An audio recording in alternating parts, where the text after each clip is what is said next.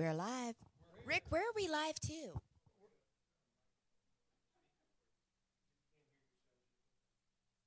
We're here. Yep, this is WZAA 106.9 plus my Facebook Live plus Fayette.CountyRocks.com, Clinton.CountyRocks.com, and a whole other YouTube also. YouTuberocks.com. No, I'm just kidding. Yes, Mahanes. Rick said stop sending that crap. Mahanes, that's what he said. All right. He acts like a high school goer. Well, that's I had three people. I had three people send me pictures, and they know we're going on the air. I'm like, you're killing me, guys. You're killing me. Your timing is not the greatest. We'll just put it that way. Yeah.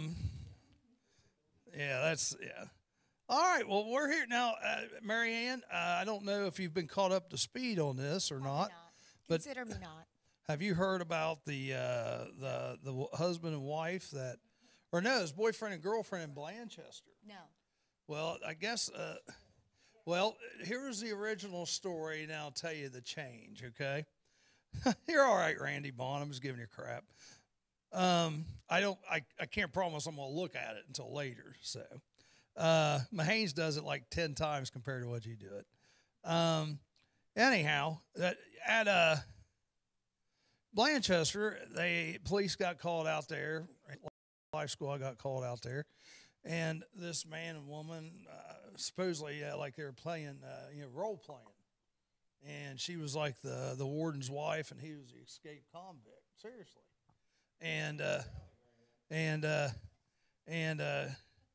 well, they were messing around with a 9mm Glock, and according to the original story, he shot her accidentally. And she's been care flighted, and that was his story. That's seemed to be what everybody was believing. But then the family comes in. Where did he shoot her? In the abdomen. Oh. And in Blanchester, in a bed in the abdomen. There we go. How's that? Did she corroborate that? She was heading to the hospital. She just wanted to stay alive because she's I think in pretty bad condition. Oh, now she's not in ICU? Okay.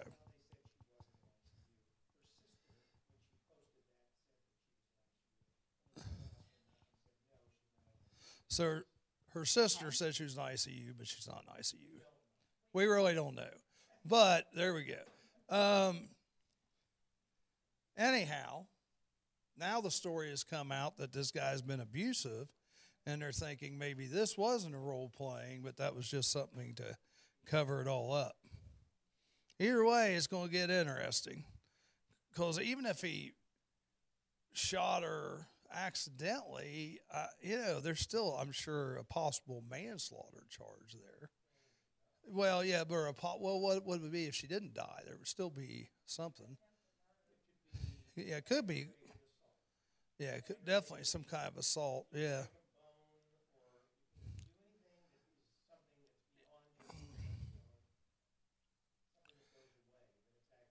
Aggravated assault. And then we do have a couple of guests coming on today. Ashley Rose is coming on. She's coming on at 8 o'clock. She just texted me. So I don't think so. We can ask her. I have asked her that, and she's not related to Bill Mahanes that she knows of. But we'll ask her again because, see, when she was on before, that was one of the days you were sick. So I had her just at the Hampton Inn. Yeah. She met me at the Hampton Inn. Since I already had her scheduled, I said, let's just meet out there and we'll do it. Well, of course. And then, let's see. That's exactly right. Amanda Ely, how you doing? Brian Haynes. Hopefully you guys are all doing well. Did the story change? Well, we don't know for sure, but according to the sister, this guy's been abusive, and they say it probably wasn't accidental. Yeah. So supposedly there's some other stuff going on. We don't know all of it yet. I can tell you unequivocally that no. I do not care. Charlie, you've got a gun. Yeah, I do. And in no situation should the bullets ever be with the gun. Ever. In any situation. So in other words, when somebody breaks in your house, you'd say, hey, hang on just a second. Well, I got to load my gun before I blast your butt. So that's what you're telling me? No. They're not together. I mean, still, that's even, a lot of people are locked and loaded. Yeah, a lot of people are locked and loaded because you never know. We don't have them together. No, but we have them close by. We have them to where you got a lot of kids around too, like Rick just said. We have them where we can grab them, and we're really fast at putting them together. But still, if someone's breaking in your house and you're in the middle of sleep. I'm sorry. I know there's some fetishes out there, but never, ever, ever would gunplay enter the bedroom. Well, it did. You've got fake pieces for that, people. Never, ever, ever should real pieces enter your bedroom. Exactly. You've got fuzzy pieces. There's a road I want to go down here, and I'm just going to sit here and smile it, enjoy all the laughter to myself. No. You've got, look, people, you've got plastic handcuffs. You've got plastic bed ties. You got plastic boobs. Exactly. No. Charlie, I couldn't help it. Exactly. I couldn't help it. It's just in a silicone world we live in, why in the world would you? Yeah, it got to be about what? Yeah, it would be bad, wouldn't it? Think about that. We're just having fun. No, you're right. You're right. In such a horrible way to go. Why would you ever want to put your loved one at a risk? Randy Bond, see what he says? Mine has one in the chamber in my nightstand by where I sleep. But see, but I'm going to go out on a limb and say that you are not going to do what this fellow has done, as enter that weapon into your bed. I'm going to go out on a limb and say that weapon has never entered your bed foreplay. It entered my feed too. No, I've not seen that, no. That just entered my feed too. See, I'm a goody, so I don't get stuff like that. Dean Thompson, Jim Foltz, how you doing? Hey, Dean, we're not going to paint today. I'll just tell you right now, since you're on there, we're not going to paint today. Oh, Dave Hurst. Imagine that. I probably got something then from him. I'm starting to question our fans when they start sending us stuff like that. I don't. Anytime you see Chris Rolfe here in the near future, just ask him about them double X wings.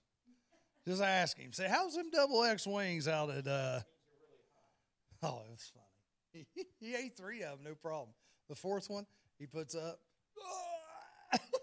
starts coughing, and he had to go get a drink real quick. It was funny. Sorry, Chris. I had to let people know that. It's probably made out of plastic, too. Yeah, it probably is. Bill Mahanes has sent this to me twice, so he wants to make sure I get this on here. Tomorrow, the diner, grand opening, 11 a.m. They asked me to come over and do a little Facebook Live a month ago when I did do a Facebook Live over there. So I don't know if they're expecting me to come over there or not. They got good food. What diner? If they're going to feed me free, I might come. I work for food. It's over at New Vienna, brand new diner in the middle of town. What's that?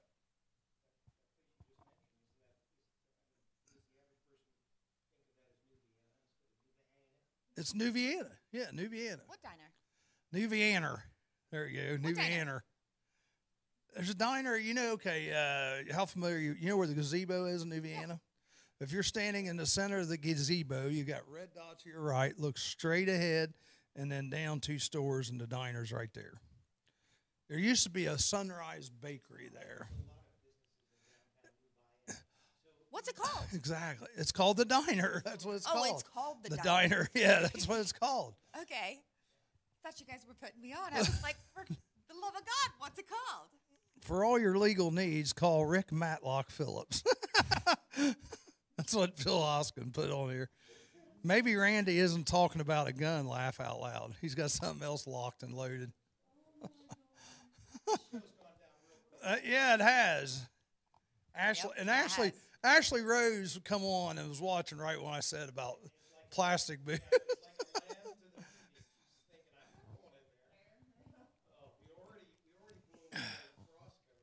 Oh, I know. My gosh, I can't believe the feedback we got from that. They're on us. No. Wow. All right, here we go. So let's see. What else we got? We got tons of stuff. Did you see all the stuff I put on the little promo there? Today's Star Wars Day. You already asked. No, you know what? If I was just... Like my ringtone? If I... Sorry, had a little dance break there. If schools are on a 2-hour late start today. It couldn't be a 2-hour late. I think so. It couldn't be a 2-hour. Well, they're letting you know this awful late because the high school should have already been in session or getting ready to be in session. Steve Brown. It would have been better if it was a 2-hour late. Who's getting red now? 2-hour. Well, because he's the one that had the thing locked and loaded beside his bed. We're just trying to figure out what it was. 2 hour. Well, you should have already known that. What's the opposite of getting early dismissal? Thank you. Oh, they're on 2-hour early dismissal today. Why? No, I would have rather had that. Oh. Because that makes sense, doesn't it? Actually, no, that doesn't make Doesn't that sense. make sense No. for a Friday?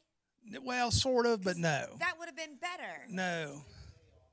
Yeah, just take the day off. There you go. It makes sense. How you doing, Joe Holden? It makes sense as opposed to a weekend. And it does. I see what you're saying on that. But the only problem with sending them home 2 hours early is not a lot, but most people work. So you're sending them home to an empty house, maybe. That's the only thing. It makes sense to me because I understand your logic. And now I'm like, okay, well, let's just. Did you know they're on 2-hour delay? Did you have your kids all ready for the bus before you left this morning? No, my husband's home with them. I'm like, well, screw this. I'm going to the station. You deal with them this morning. There you go. There you go. He's like, oh, crap. I got to do math this morning. How early do they need to be up? I'm like, I don't know. You deal with it. Peace. Yeah, we got, happy Friday, happy Star Wars Day. May the 4th be with you in a galaxy far, far away. The circus is in town today in Jeffersonville. 5 and 7:30 shows, I believe. And then 5:30 to 7, you can go spaghetti. Spaghetti dinner in Jeffersonville today for the Special Olympics at the Masonic Lodge. And it's 5 to 7, or 5:30 to 7. So you can go eat spaghetti and then go to the circus. As long as you got... That's right. And Jerry Keplinger is one of the guest attractions at the circus. The man with the smallest nose. He's the bearded woman. I say he was the man with the smallest nose. Heat Wave. What's going on, Heat Wave? Mick DeWine, he's out there on Facebook today. Mick DeWine, he had a little scare. He has a little AFib like I do. And he had to run to the doctor. Yeah, but he's okay. They took him by squad. But he's Mick DeWine's our other concealed carry guy. Remember the big guy? He's been here a couple of times. So shoot some prayers out to Mick. But no, we got Star Wars Day. Tomorrow is Cinco de Mayo. So it means you get to party. If you go like to El Dorado, I'm sure they'll have the mariachi band in there. You can drink tequila all day long and go throw You up do all that night. at your house. Or you can go throw not up, get go, carded. and go throw up all night. Margaritas will be flowing, I'm sure, tomorrow. Oh, that happens everywhere. I know. I'm just saying, at least tomorrow you have an excuse. That's something I can't handle is tequila. I think about it. It's like Taco Bell and tequila at the same time. Not good. What, Mexican? What is wrong with you? What? You can't handle tequila? I can't handle tequila. I don't drink, man. Margaritas. I don't drink. Thanks, Heat Wave, for sharing. Margaritas. I just can't do it. Because when I take, and especially now that I take this blood thinner, when I drink anything, even if it's just a beer, I'll get the ferocious leg cramps. It's awful. I'm so happy with the people who know they can't handle it and don't. Mm-hmm. Like, my respect goes out for people like that. Well, I appreciate that because I just do. can't do it. Kerry Soul, he says take siestas at work and not get in trouble on Fridays. And he is a pizza delivery driver, so that makes sense. And then Rick's favorite holiday, and for some ungodly reason, he wants to see me do this. And so I worry about Rick here a little bit. We all worry Naked about Rick. Gardening Day. Naked Gardening Day on We Sunday. all worry about Rick. Are you going to be naked gardening Sunday? I have kids at home. That won't be happening. Well, earlier you kind of alluded to you might. I kind of want to do that, but I have kids at home. Well, they can go to their friends. So does mine. I should have mowed it last night. I didn't. My grass needs mowed too, but I don't know how to work my mower. I wasn't going to go there. I did get sunburned. TJ Bowman, happy birthday, man. My shoulders have sunburn on them. That's good. My wife's got sunburn on her butt. I'm not going to comment on that. She naked gardens, no, year round. That's why we had to put a big fence up.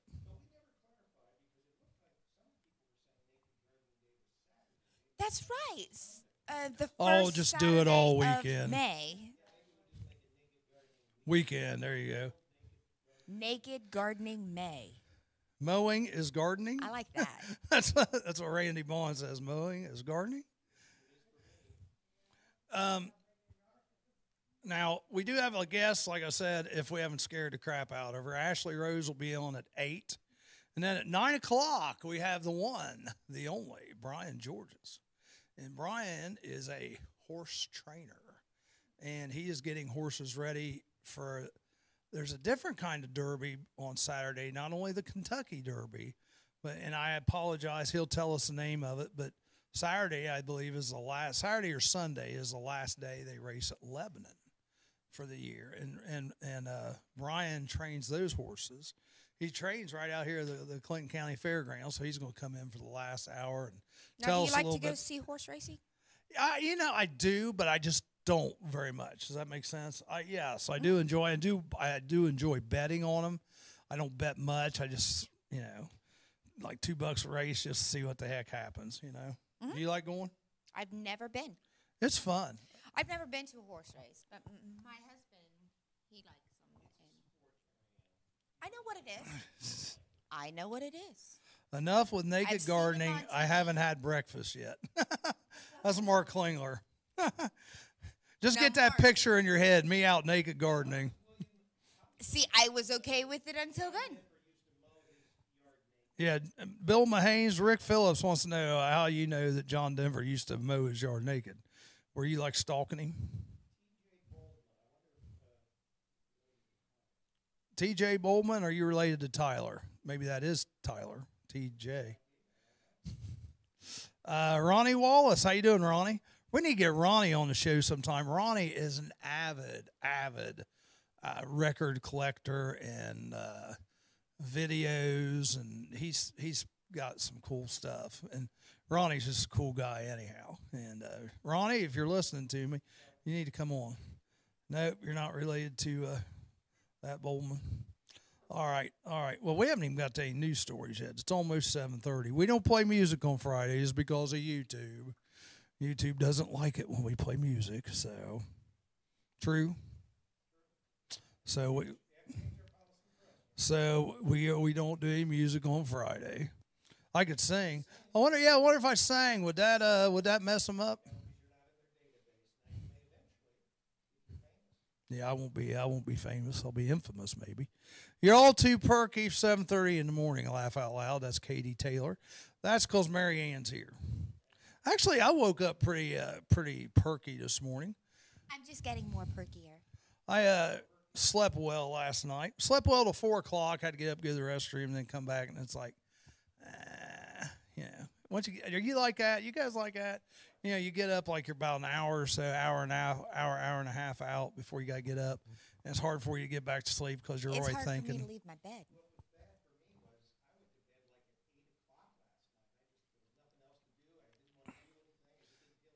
Yep. Ah.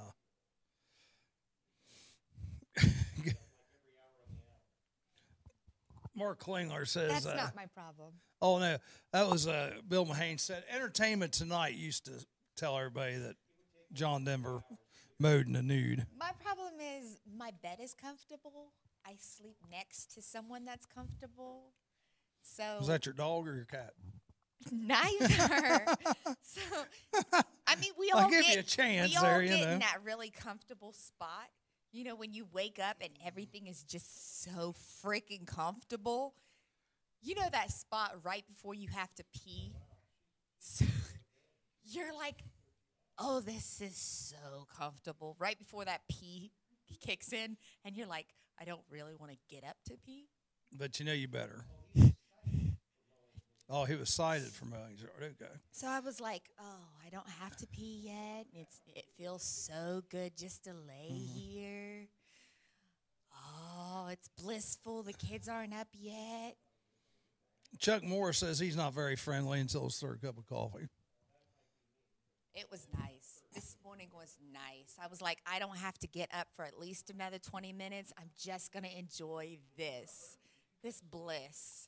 And it doesn't happen like once, in a pink moon. Pink moon? Have you ever seen a pink moon? It never happens. A lot of times the pink moons I see, I don't want to see.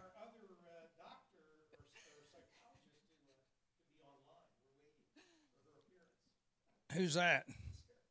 Oh, Sarah Catherine hadn't made it online yet.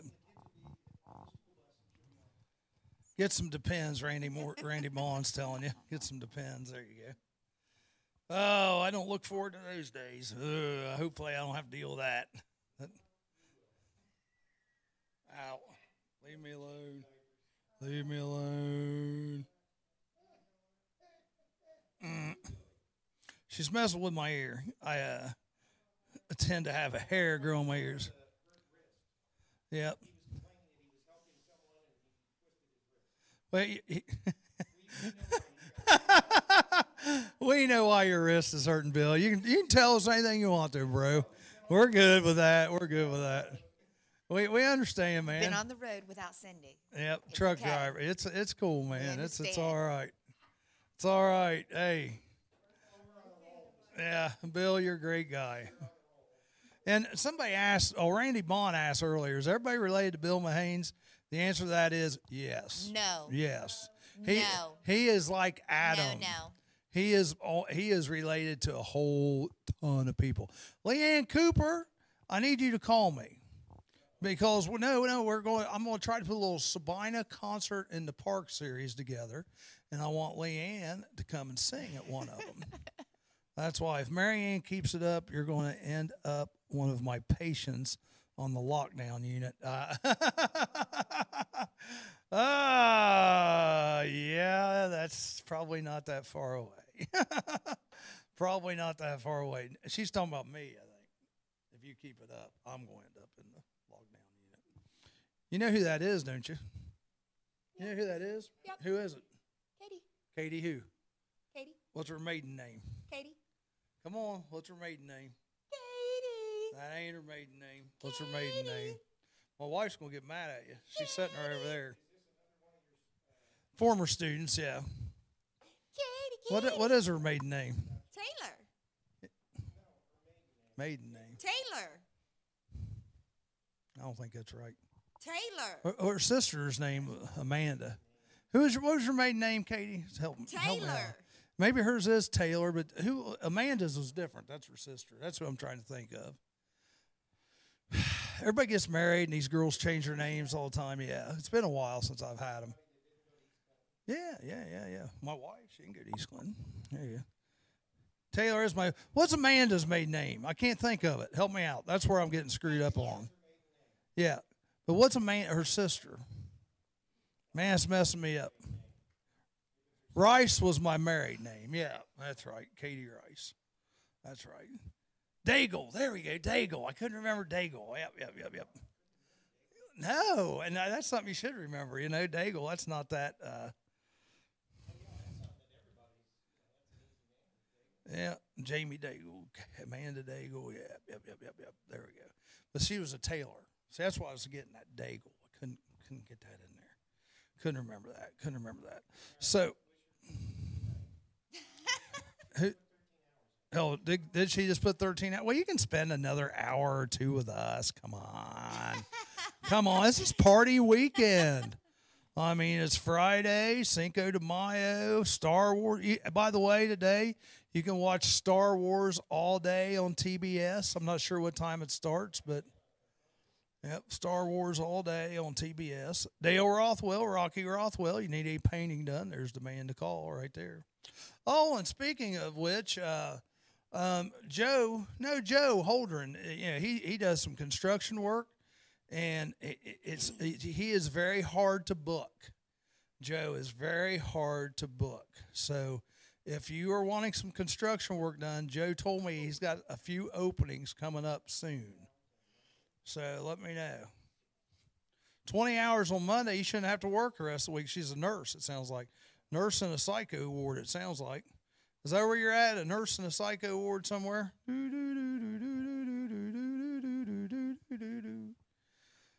Where you work at, Katie, before you go?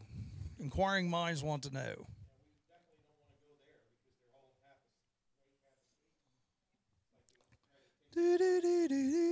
Oh, I gave the wrong person an enema. No. That was supposed to be across the hall. Dang it. Chris Calvin, how you doing? Well, you've heard those horror stories before. Went in to get my leg amputated. They amputated the wrong one. Haven't you heard those before? Yep, they mark your leg and all that. She works in the Alzheimer's and Dementia unit at Four Seasons. You might see me someday. Where's that at? Four Seasons. That sounds familiar. Is that Blanchester? Where is Four Seasons? And behaviorals. Alzheimer's is Dementia unit. And where is Four Seasons? Is that in the courthouse? That's Tim's, isn't it? Is that Tim's? Star Wars started at 2 a.m. this morning and is now on the Attack of the Clones. Thank you, Mark Klinger. We're glad you're keeping us up to date on that. Yeah, I know. I take it you're not working today? Four Seasons is in Washington Courthouse, yeah. That is, yep, that's Tim Ross's nursing home. No, this one is the new one. It's really nice. It's Holiday Inn. Yeah, it's a nice place. Yeah, when you go in there, I mean, it kind of looks like a shopping mall inside it. Yeah, movie theater. Yeah, it's pretty neat. It is. So Four Seasons. Yeah, you might see me in there someday. I hope not. My mom, she got a touch of it. And that wasn't the nursing home she was in, but she was in another Ross nursing home, and they shut it down and moved it over to Four Seasons. Mark's getting ready. Yeah, Mark's going to go to work. Yeah, it is gorgeous. It is. So you got to put up with Andrea Moore over there then, too. Remember Andrea Moore? Played trumpet. I don't know. Yep, Andrea Moore. She's an RN over there. So 20 hours on Monday. Wow, that's a long day, isn't it? You'll be in for our behaviorals. No, that's Mary Ann. That's not me. I'll just be in there because I'll have CRS disease. Yep. It's all right. That'd probably give you a good cleaning out. Probably everyone needs one of those about once every year or two. So that's what I would say. Scott Michael Dawson. How you doing, Scott Michael?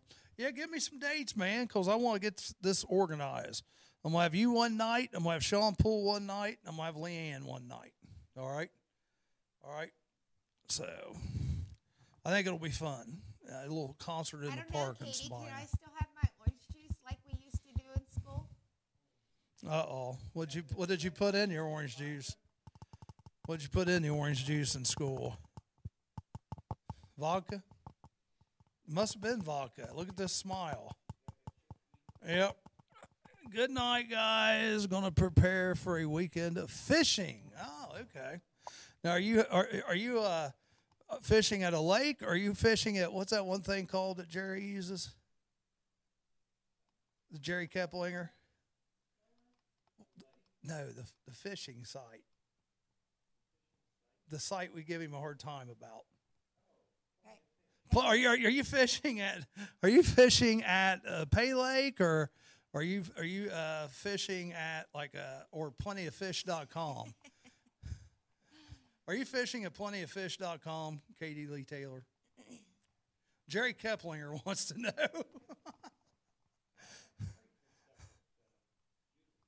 Oh, maybe. I know. Well, that's all right, Jerry. He can have one for each day of the week. We're going to the ponds, but May Lake. So is one of those pay lakes called plentyoffish.com? Are you married? I don't think she's married. She still has her maiden name. Katie? Yeah. She was. Yeah, she was. Just like everybody else has. Yeah. Yeah. It does. Not that much, yeah. I don't need POF, laugh out loud. My boyfriend wouldn't like that. And we would have 6 disappointed kids. You got 6 kids? You need to call me. All right, I'll just leave it like that. You need to call me. Sounds like Rick is looking for a woman. That's what Bill Mahane says. He's got several. He's got several out there. And by the way, they're all under the age of 35. There you go. Eat your heart out. How's that wrist, man? You've been watching too much Star Wars. You're watching too much Carrie Fisher in front of Jabba the Hutt, haven't you? You got to admit, she's got a nice outfit on there. Carrie Fisher and Jabba the Hutt. It is. It's nice. It's called the slave outfit. Yeah. I bought one for my wife. She would never wear it, though. Why? No. Never. Sounds like, let's see. I have 3 boys, and he has 2 boys and a girl, 8, 9, 10, 14, 15, 17. Will you get home, when you get back from your fishing trip, I'll send you a little message. Yeah, because she has her sanity in the psycho ward. So, yeah, you're used to the psycho ward if you got all those kids at home, especially at those ages. Oh, my gosh. We got 1, 16, and whoo, doggies.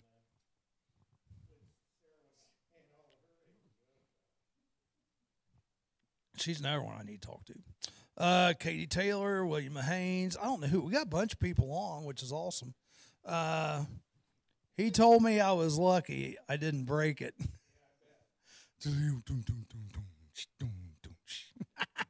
Wild thing. We know what you're doing, Haynes. I want to go there, and I'm not. I'm backing off. I'm pulling. No. Yeah, Bill Mahane hurt his wrist in a trucking accident in the back of his cab. No, I'm just kidding. All right, let's see. Yeah, we can look at some news here. But Marianne, you got anything else for us before we look at any news? I don't. Other than you're mad at Wilmington schools again because they're on a 2-hour delay, right?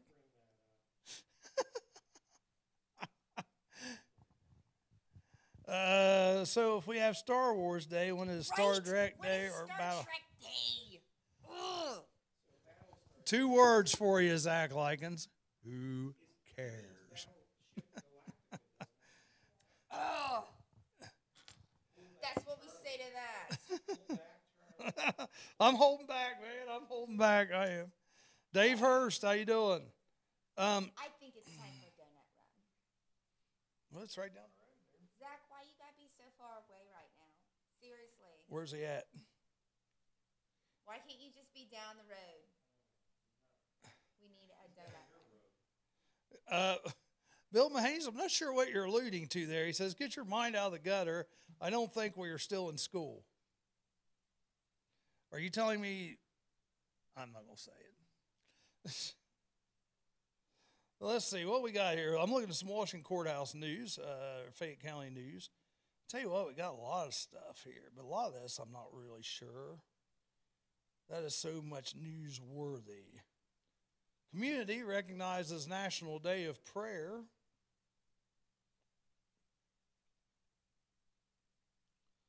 Rob and Kim Pitzer pray for education on Thursday afternoon during National Day of Prayer. Held at Grace United Methodist Church. Residents gathered from all over the community to pray for the issues facing Fayette County and the United States. Look for more photos of the event in the Fayette County Record Herald. Looks like they had Bob Peterson maybe there in the background too for the National Day of Prayer. Let's see. Don't make send the crew of the Serenity after you, Charlie. Okay, don't worry about that. I'm just not. I like, you know what, the Star Trek I liked.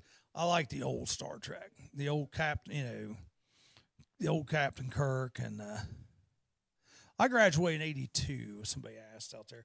I liked it, when just the old Spock, the Leonard Nimoy days, that kind of stuff. That's when Star Trek was Star Trek. All this other stuff is.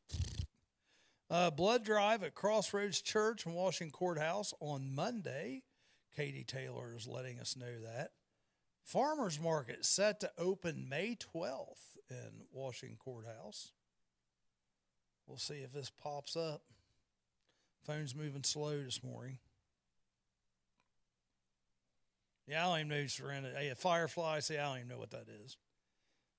I'm old, Zach, and I don't watch much TV. A lot of times when I watch TV, where my wife and I are either watching cooking shows, or I'm watching the Reds, which I should be shot for, or I'm watching Fox News. That's kind of what we watch in our house. Every once in a while, we'll watch movies. Every once in a while. The Fayette County's Farmers Market is set to open Saturday, May 12th, for the 2018 season. Market organizers have eagerly awaited these warmer temperatures, as our farmers have noted a slight delay in the planting and growing cycle. The Wednesday market begins May 16th with a change in the hours of operation from 3 to 6 p.m. Judah Sturgeon, how you doing? Give me more power, Scotty. No. It's beam me up, Scotty. Both markets will run only through September this year. Organizers expect to have rhubarb, asparagus, radishes, a few greens in May. The strawberries will arrive in the first part of June. Fresh farm eggs, local chicken, pork, and beef are also available. Lots of local honey, home-baked breads, jams, jelly, cinnamon rolls, pies, and cakes will be offered. There will be various original handcrafted items, including wooden spoons and bowls from local trees, knitted apparel, and many assorted items fashioned from wood. The Fayette County Farm Bureau and the Fayette County Travel and Tourism are the market's two main sponsors again this year, with the Fayette Farm Bureau being the main sponsor of the themed activity. Local food, fun, and community will be celebrated all season long with various children's activities, musicians' performances, and $5 coupons being offered the first two markets of each month, both Saturday and Wednesday. Let's see.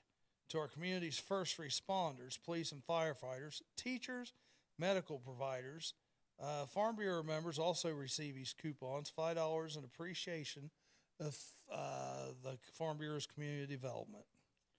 The market continues to accept the credit debit card SNAP, food assistance cards, and seniors farmer market coupons. The market is a member of the Ohio Produce Perks Network, formerly Veggie Snaps, and offers those on SNAP food assistance, a valuable way to put more fresh fruit and vegetables on the dinner tables. The market can match their SNAP purchases with up to $20 in tokens redeemable for fresh fruits and vegetables at every market. The Fayette County Farmers Market is located in the same places this year. Saturdays in the downtown municipal building, a parking lot across from the Driver's License Bureau, and Wednesdays in the TSC parking lot in Washington Courthouse. The market is on Facebook and Twitter and may be reached via voice or text at 740-606-3467. So that's the Fayette County Farm Market. Let's see what else we have here. Don't forget about our circus tonight in Jeffersonville, 5 and 7:30, plus the spaghetti dinner at 5:30 to 7, all in Jeffersonville. Let's see. I saw this yesterday, and I didn't read this article, but I'm just going to read it because I'm a music guy. Gibson guitars could have future under bankruptcy protection. I didn't know Gibson was in that bad a shape. Gibson guitars have been such a fixture in music history that Chuck Berry was laid to rest with his B.B. King, affectionately named his Lucille, and Eric Clapton borrowed one from George Harrison to play the solo on the Beatles while my guitar gently weeps. The maker of the iconic instrument, a constant across American generations of American music, filed for bankruptcy protection Tuesday after wrestling for years with debt. The decision came with an assurance from Gibson that it will refocus on its specialty music instruments and move away from its debt-plagued push to sell home electronics. Dave Hurst, how you doing? I will try to be out there before 11:30 to drop that off. In the hands of musicians from Jimmy Page to Dwayne Allman and Slash, Gibson's electric guitars, have been a foundational element of blues and rock. Legendary jazz guitar player Charlie Christian made history playing a Gibson ES 150. Though an amplifier with the Benny Goodman Orchestra, through an amplifier of the Benny Goodman Orchestras. Later, big body Gibson jazz guitars have been an arsenal of many great players. One of the only known photographs of iconic Delta blues pioneer Robert Johnson shows him with a Gibson L1 guitar. And the folk revival of the 50s and 60s wouldn't have sounded quite so mellow without battalions of steel string Gibson acoustic guitars among the Martins and Guilds. Elvis didn't start out with a Gibson, but he went on to own and play many of them.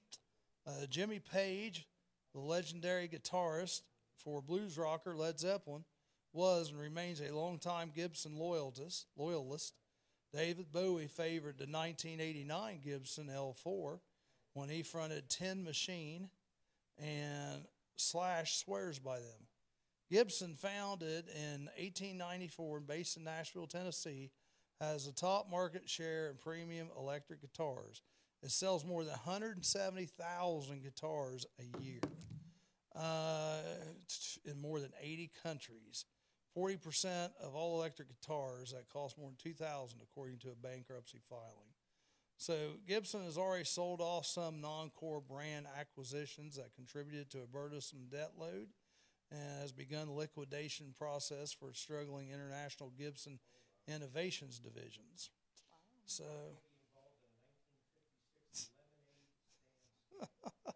the brand name and company's reputation for making guitars is tarnished, but not dead by any means, and is very much capable of being resuscitated, Grun said. That's crazy. What, Gibson Guitars? Yes. Yeah, that's a good company. They just tried to stretch out too much, and they really just should have stayed to what they knew. Kevin Stanforth, how you doing? You doing good today? Let's see. I tell you what. Let's jump. Yes, they are. Yes, they are. I agree with you. All that time you were over there talking, you could have went and got us donuts. Show of hands of who has Gibsons. Show of hands. Yep, a bunch of people. Yeah, see them out there? Look at that one. That one's out there in their underwear. No, I'm just kidding.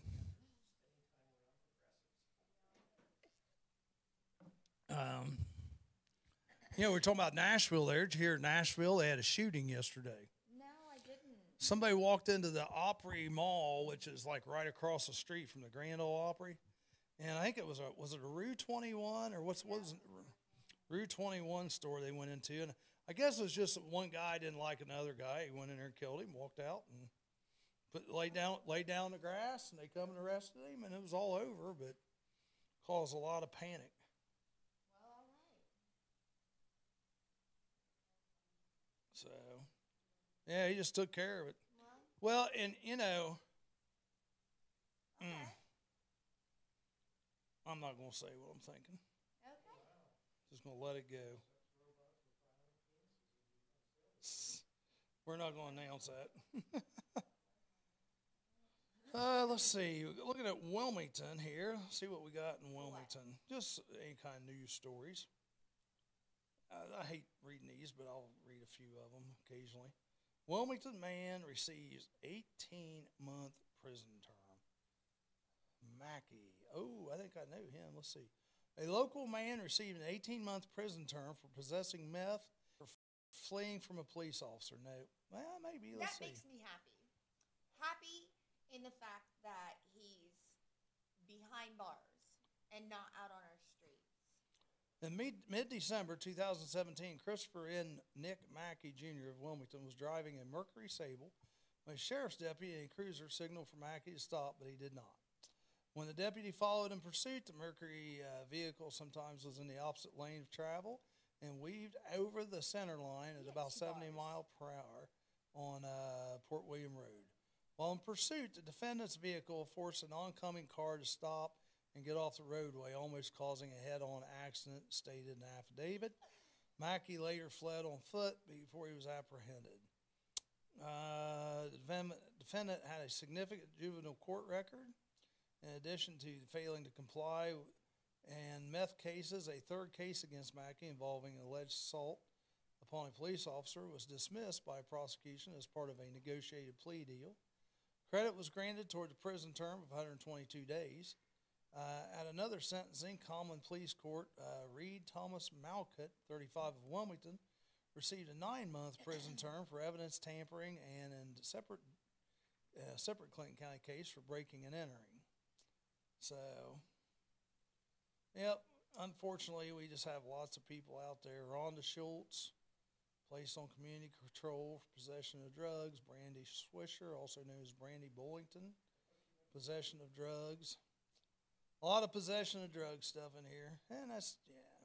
I like the fact that we're getting them off the streets. Hey, Chuck, what's going on? Chuck Pilkington. They're not dealing on our streets anymore. I like the fact that we're getting them off the streets. Some. Yeah, that's the thing. Yeah, I mean, it's kind of a losing battle, I think. I mean, yeah, it's been forever, and that's just it's there, and I would like to think it's getting better, but it's not. I really would like to think it's getting better. Let's see what else we got on here. I would like to understand what makes someone want to go towards the heavier stuff. Because that's why they call like marijuana a gateway drug. I mean, but hang on, time out. Let me finish before you rudely interrupt me. They do, you get into that, you get that high, and then you do all this stuff. It's like alcohol. 1 or 2 beers can get you all drunked up at the beginning. Then it takes 7 or 8. Then it takes 9 or 10. Then it takes a case. Same thing with marijuana or any other, like, quote, gateway. You like this, you're doing this. Yep, okay, all right. Well, I'm not getting the same buzz I was getting before off of it, so let's try something a little harder,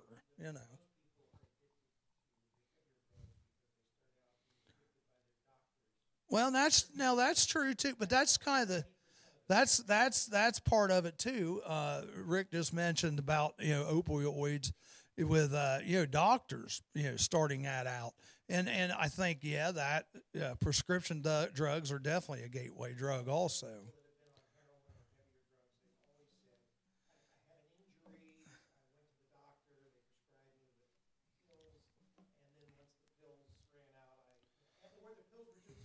Yeah. And you can buy heroin less than a 12 pack of beer. That's the other thing too. Yeah, yeah. But no, I agree. I agree. There's the gateway drugs through what you've been prescribed.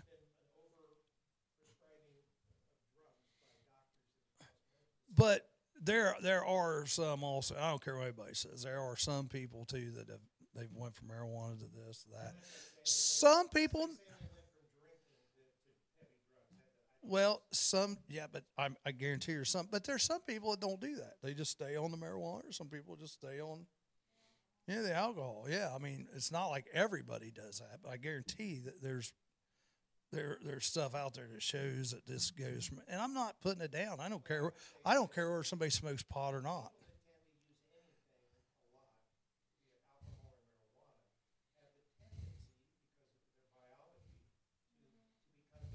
Right. Anything. Yeah. Mine's chocolate milk. I'll probably do heroin, yeah, because it'll be chocolate flavored.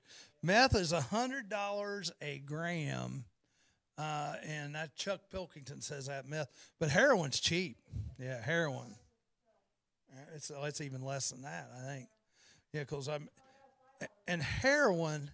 Heroin. Think about heroin, and this is back when I was mayor, because we had drug problems back then too. They say heroin is one, if not the hardest drug to get off of. It is that addictive. Once you're hooked into it, it's pretty hard to ever get off of it. Yeah, I mean it's one of the toughest drugs, if not the toughest drug, to get off of. And yeah, I mean, and I don't care. I mean, I don't do that stuff. I don't do any of that stuff. Melinda is my drug. Well, I would think so. Yeah, but unfortunately with crocodile, That kills you. yeah, it kills you. Yeah, that One kills you. hit and you start your countdown. Yeah. You never get off of it. And You is start that your time stuff? Is clock. that like? Now help me out here a little bit. Is that something that people will actually buy, or is that something they put in something else? You you buy it. Why would you buy something you know that's going to kill you? For I the mean, high. or It's- you just want to commit suicide, maybe. A little bit of that. Billy Joe Benner, Carrie Soul was my drug. Oh my gosh, this is like sweetest day on here. It's bad. It's bad. I love it. It's bad. Chuck Pilkington, Melinda is my. I bet. I love it. You guys are killing me. Rachel is. You my guys drug. are awesome. There we go. I don't know what you did, but it's the same. Is Ben your drug? I don't know what you guys did, but Ben always says a dozen roses, whatever you did, is not going to cover that up. Chuck Pilkington, you started this. Come on in, Ashley. How you doing? Come on in. Come in there and have a seat. Now we're going to have to get like a little closer here, move her chair over, and Absolutely. we'll see if we can get everybody in here. Ta ta ta ta ta. And Rick, you might want to do a station break too, because now you got to scoot over. Mary Ann doesn't bite. Much. Let's It's just 8 o'clock. I There don't we bite go. much. All right, all right, all right. See, it's a little different than last time, isn't it? 106.9 WZAA LP, Jeffersonville. There you go. Only we're not in Jeffersonville today. Now, We're in we're in Wilmingville. Wilmingville. We're in Wilmingville, or Jeffersonton. Jefferston. The entire station every time? Ashley Rose, right? Oh, good morning. She is our. Ashley Rose. Are you related to Axl Rose? There you go. And I've already asked for this, but just for the record, being on the radio, are you related to Bill Mahanes? No. You sure? Positive. You're from New Vienna. I know. But Bill Mahanes is related to everybody in New Vienna. He's like Adam. You know, I told you this before. I asked you that before, but now you're. And we'll not probably official. we'll probably cover some stuff we covered before, just because we weren't on the radio side of it. And Ashley, you represent. Let me see if I can get this right. Don't correct me. Clinton, Fayette, Greene, and Warren County. That's right. Is that it? Yep, that's all. That's good. That's good. I remembered all four. That's all. I was going to throw Highland in there. I thought, no, that's somebody else, I think. That is somebody else. So now, matter of fact, we talked a little Farm Bureau earlier. One of your events that's coming up. Oh, yeah. So we're going to give you a quiz right now. All right. Oh, boy. All right. The Fayette County Farm Bureau, which you're over, right? I am. Now they're having a farmers market Yes. starting May 12th. Yes. And let's see. No, it's downtown, isn't it? I think so. I'm not as familiar with that one because that one's still new to me because that's not actually run by the Farm Bureau, but we're going to do a membership appreciation day out that way. Okay. Just to kind of help encourage people to come on out. And See, you need to. That's what the deal we need to make here. You need to give me a honorary Farm Bureau membership. Then I could bring my sound system for your events. There we go. I just thought of that. That just went in my head that quick. That way, when you have it, so you don't have to pay anybody to bring sound equipment.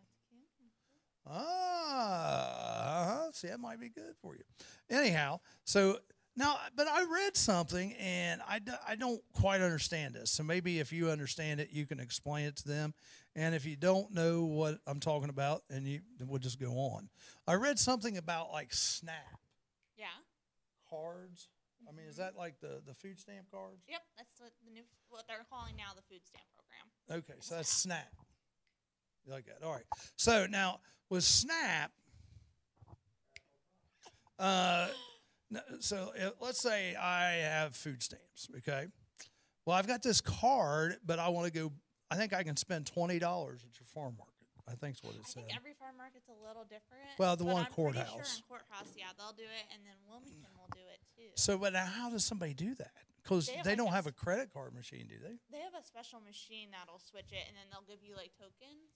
Or at least Okay. the one at Clinton County does. I think They'll Fayette give County does you- the same thing. They'll give you tokens, and then you take it to a vendor. At the end of the day, that vendor turns them all back into the administrative booth, and then they give them the money that they deserve for their product. Now, did I also see something about a match if you have SNAP? I don't. So are you saying like if someone? Like if somebody said, "Hey, you know what? I'm going to spend $20 of my food stamp card here, and I thought I saw. I'm not sure, so I'm not trying to trap you or anything like that.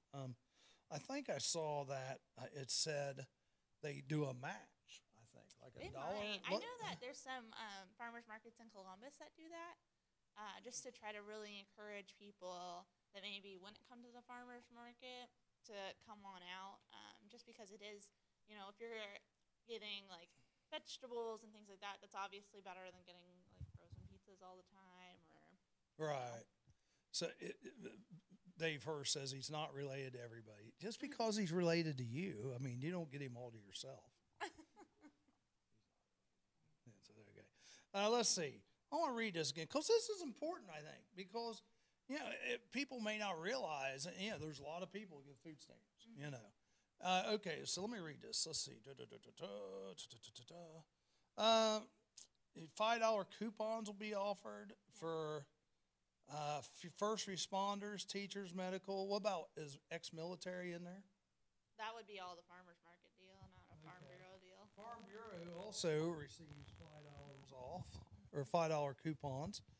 The market continues to accept credit, debit cards, SNAP, food assistance cards, and seniors farmer market coupons. The market is a member of the Ohio Produce Perks Network, formerly Veggie Snaps.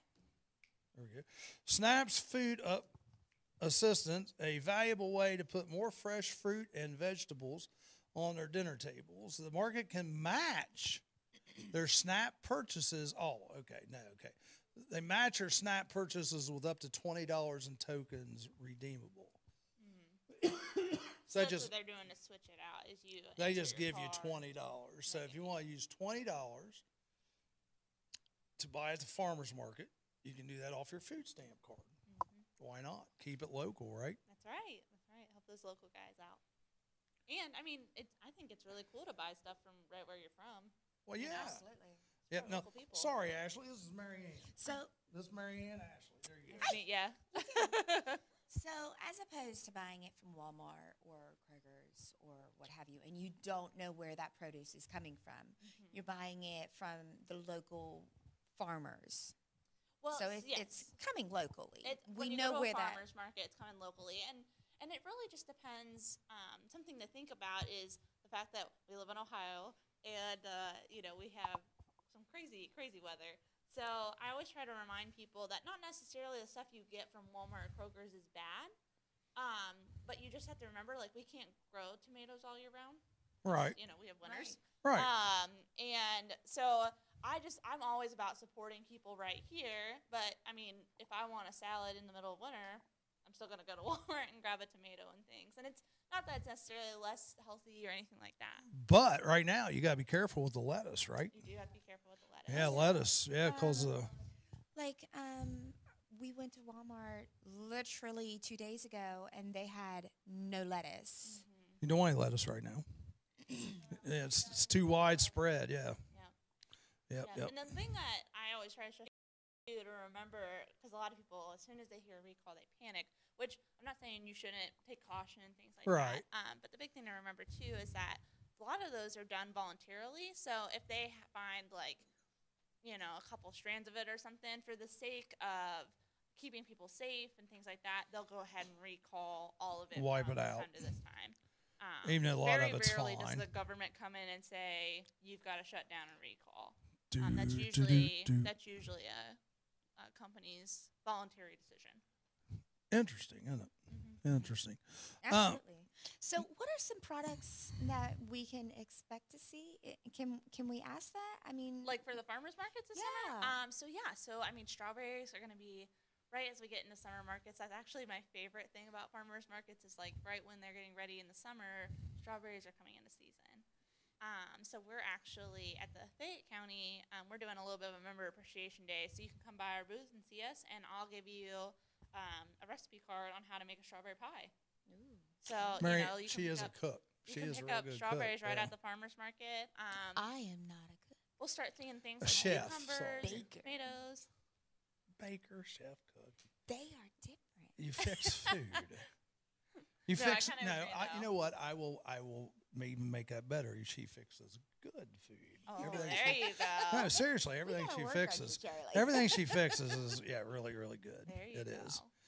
I miss it though. She used to bring it in. Oh. Hint, hint, nudge, nudge. I need to buy her some pans though, because she gave me some pans, and I don't know what the hell I did with them. So I will get you some. Maybe that's why she stopped making these. No, stuff. You were I'll losing- bring some pans to You her. were At least losing I her remember that. See, I remember that at least. So You know what I Good think stuff. it was?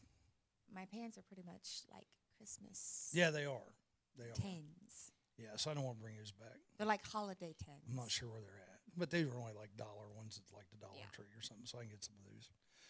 Jerry Keplinger, by the way, says she Oh. finally remembered me the other day. Yes, yes. And, I'm so sorry, Jerry. Jerry, That's what happens when you're like gone for like 5 or so years, and you know.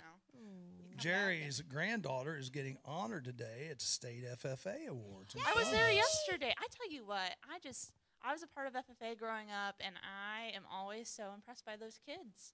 Now, I was who was there your yesterday. FFA teacher?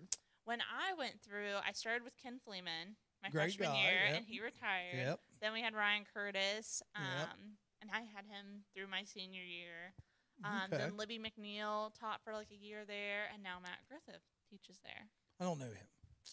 But no, those kids are just fabulous. I was doing the proficiency judgings. So I was judging the categories of ag processing, beef entrepreneurship, and beef placement. And I'm always so impressed by those kids because they interview so much better than, I mean, I've interviewed adults for jobs, and those kids interview better than most adults. So I'm just always so impressed by the organization and what they teach those kids. And it's interesting. It's a real testimony to things that I think so many.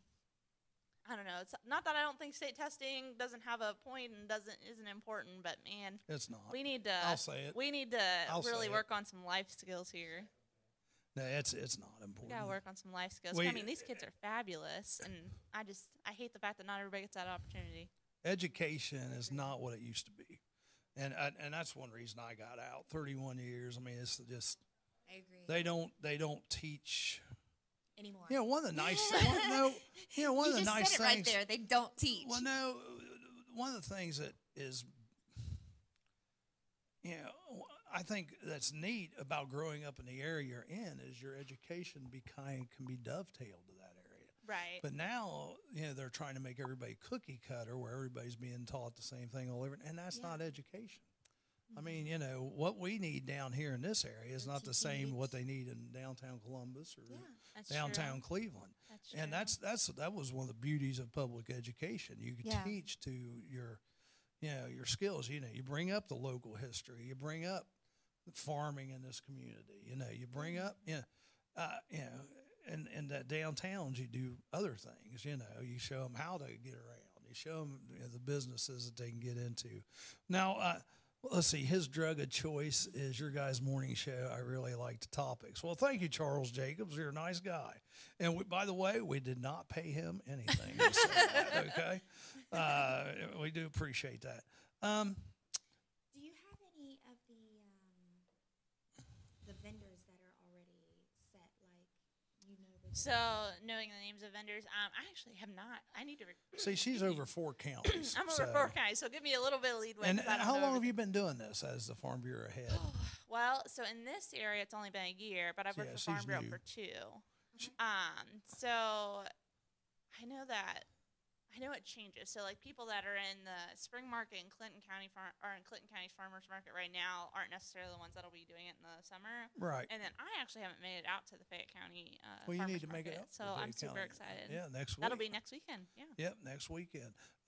So, I mentioned something to you about maybe bringing some reports. Did you happen to do any? I didn't get a chance to. Not yet? Because I was helping with the FFA thing all yesterday. Oh, that's fine. Well, tell us about that then. Well, so yesterday, like I said, I got to do the proficiency judgings for the 3 areas. And in the ag processing, I'd never really messed too much with that because that wasn't really my SAE area or anything. But we had some really amazing kids that are, having their own beehives, so they're making honey that they're selling at their local farmers market. We had one girl that was making soap, and she was selling it out to like bridal parties and things. Yeah. So that was pretty cool, and she's using like her own bees and her own goat milk and things. We have a kid who, with the milk prices and stuff dropping so dramatically, they've been trying for a couple of years now to find ways to make more with what they've got. And so he actually started his own yogurt business. Oh, wow. So he teamed up with, I want to say it's like Ryder's Dairy or something like that, and did a little bit of job shadowing, did a little bit of, buying old equipment and things and making his own yogurt. So cool. That just, really helps increase, his family's dairy operation. Sure. And making it still be able to get through this low milk period. That's just the hook, and then isn't that why Walmart and Kroger's and these places are making like 98-cent gallon milk just to get people in there, right? Yeah. I'm sure they're not making any money on it. No. So anytime you see like milk going for 98 cents, you need to know that farmer's making like nothing off that. Right. And it's one of those. It's kind of we hit a perfect storm.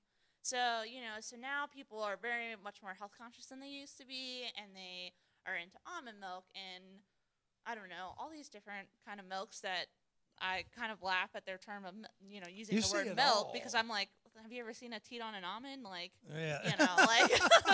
come on now. Yeah. Especially since, FDA really defines milk as something that is secreted from a teat and things. So we we had all of that, and then people also, like you have all these dairy farmers and things, and people kind of forget, I think, sometimes that, all because your supply is low, or I guess the demand is low, doesn't mean that you can just go to the cows and say, okay, you know what, I don't need as much today, so just, give me half of that. That cow's going to still produce as much milk, every single day. Right. So now you have a huge supply, a small demand, and, the milk's not something you can super hold. So there's different things that they're trying to do, but ultimately the farmer pays that price. I mean, you can dry milk and ship it to Canada, but the farmer's still not getting the value that they should. Right. So. There we go. Well, they do a lot of methane. They do produce a lot of methane. Yeah, that's what they need to do is capture that somehow. But yeah, I mean, personally, I like the 98-cent chocolate milk. I mean, that's my favorite. And those, as a consumer, that's and awesome. those come from black cows, right? No, absolutely not. Okay. You're just supposed to go. Yeah, you're supposed to go along with I it. think I'd get fired if I said Okay, well, don't go along with me then. But you know what? I mean, they have all kinds of milk out there. I've seen banana milk, mint milk, I know. strawberry milk. Seriously, it's crazy. Caramel milk. Yeah, salted crazy. caramel milk. I know, that doesn't Chocolate malt milk. No, doesn't sound good at all. You see it though out there. Have you guys seen it? Ugh. Mint. Now the I mint. think I will just stay with vitamin D whole milk. That's the way Well, to you go. like the chocolate milk too, don't you? No, I don't actually. I'm not a chocolate milk fan. What? Nope, I'm a strawberry or regular Well, I milk imagine fan. that. Yeah, redhead, strawberry. Oh. That's like Mary Ann's daughter in here the other day. She was strawberry everything. Oh, my gosh. Strawberry hair, strawberry this, strawberry that. You should have just named her Strawberry. I actually thought about it. You should have named her Strawberry Fields Forever. There we go. Strawberry fields forever. Jody Blair. How you doing, Jody? Jody, I bet, does not drink milk. I don't know. Joe Davis is on. Hey, Joe. How you doing? She had like 3 things strawberry. Yeah, she did. Yeah, last Friday. So now, also in the farm world right now, I mean, they're out planting right now, right? Yes, well. They're hitting it hard. So as long as nobody got rained out yesterday, which I don't think it was too terribly bad, but there might be a couple places that are a little extra wet this morning. But yeah, so guys have been rolling this week, which is wonderful. People often don't know how stressful of a time this is for farmers because they have a very short window. Because if you have to replant or anything, you've got to have all that done real early. So hopefully the weather will cooperate. Hopefully we'll just have nice weather, rain at the right times. And also, I just really stress again that if you are traveling on the road with farm equipment, just please, please, please Be get patient. off your phones. Pay attention and be patient. Because everybody deserves to get home safely, and farmers are. I got different. behind 2 yesterday, and I was like, But you know what? I though? remembered you though, and I you just know backed what, though? off. We are so blessed to live in a community where literally a traffic jam is 4 cars behind a tractor. Yeah, and I wasn't in any hurry. You know what bothered me more was, there was a guy had some anhydrous ammonia, and then there was somebody else behind him. And it was funny because I figured they were together, but one turned on Starbuck and one turned on Wilson. I was coming from Sabina to Wilmington, and it didn't bother me. I don't mind. The older I get, I don't care if I get there right on time or not, as long as I'm close. I figure I got my old age as an excuse. But Right. anyhow, the people behind me, though, were like looking to pass and getting right up on my butt. And it's like, I know. that stressed me out more than the people in front of me going slow. And it's like, just I think it's funny go. where when I get on the road and the things that bother me is when I come up behind a tractor, I'm like, okay, I have more patience to sit behind a tractor that's taking up space and I can't pass.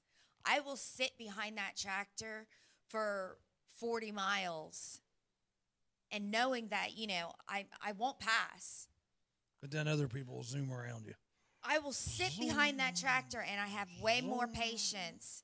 And my husband will be in the passenger seat. And mind you, that doesn't happen very often. Yes. Almost never. And my husband's like, won't you just pass? won't you just pass? And I'm like, no, I'm good. You know, where Well, some and my equipment's husband's really my big. husband Some will be just the equipment's real same. big. And I'm like, honey, won't you just pass? And he's like, no, we're good. And you know, and then you've got times where you've got other vehicles, you know, where you've got, you know, trucks that are just a normal truck that's in front of us, and we just don't have the patience. We're like, just pass that truck. It's just a Right. normal truck, and we just don't have patience for a truck. Yeah. I think everybody Well- just needs to be a lot better. And I mean, I've fallen victim to this too, where I don't know, you get like playing on your phone or something like that at home, and you realize like, oh my gosh, I needed to be out of the door like 5 minutes ago. Yep. So then you feel like it's everyone else's fault that You're you're late. not getting to somewhere on time. When Bev really, McDowell, give you me know, yo-ho. How you If it's doing? farm equipment, we have patience for. But if well, it's good to hear because not everybody does. if it's No. Well, but now I am going to say this, and I'm not saying this to be a butthead, but sometimes, and I know they're probably not even thinking about it, sometimes they don't pick the greatest times oh yeah, to go on the road. oh yeah, definitely. I think.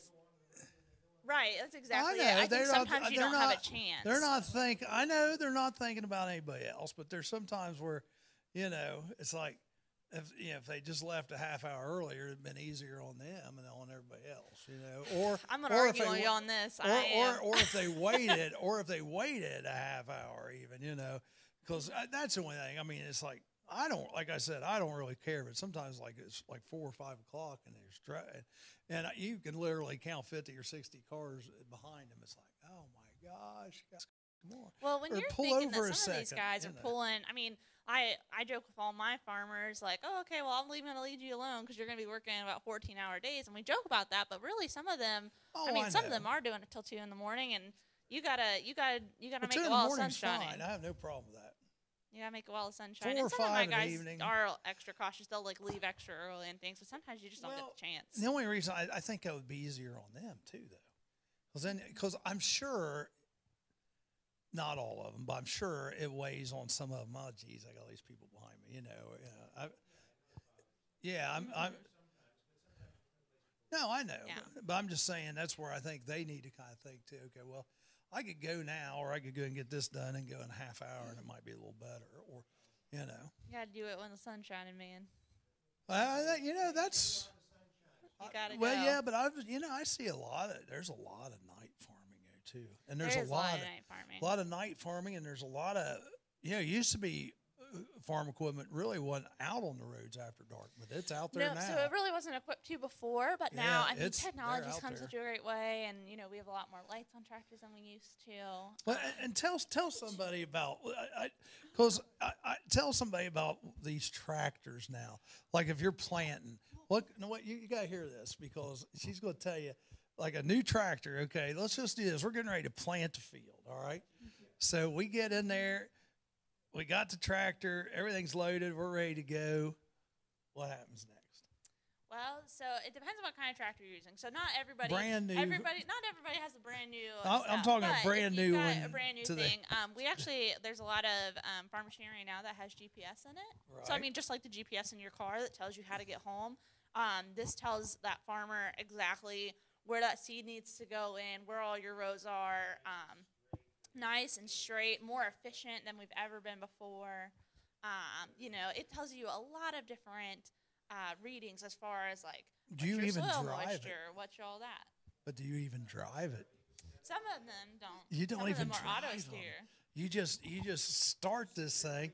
You can, which is yeah, really hard when really, you can. when Yeah. you have your lunch with you and you realize that at 10 o'clock you really want to eat that lunch. Because I mean, you're not driving; like your You're auto just steer's riding. going. So then you have to Yeah. remind yourself, like, And- if I eat it now, I will not have a lunch pail. Well, At noon. even harvesting, the truck that goes along beside it, they can control it where it's not driving it either. You just Which makes a sitting lot there. less, you know, spills and just a lot more accuracy. But not everybody has that. That's a common misconception is that it's extremely expensive. A lot of these guys maybe like go in together to buy equipment, so they'll share it between like 2 or 3 or 4 farms. to help reduce the cost. But yeah, Well, nothing in farming's cheap. no, not a darn thing. Nothing in farming's cheap. But it amazed me that somebody told me about that. I think it might have been on the show one time where they just said, "Yeah, we just get in, start it up. We got the truck beside us, and we just let it run. We just sat in there." Yep. Jack Dill, that's being lazy. Jack Dill Let says. me ask you a question. What's with the clearing of all the ditches and the sides and the irrigations that they're doing? So, I mean, you see this everywhere. so we're talking about a couple different really things doing there. that everywhere now. So we're talking about a couple different things now. So a big thing of why farmers are clearing out ditches is we do get, now that it's kind of 50-50 across the state. Some of our guys till stuff under, so they'll have cover crops or something, they'll till it under.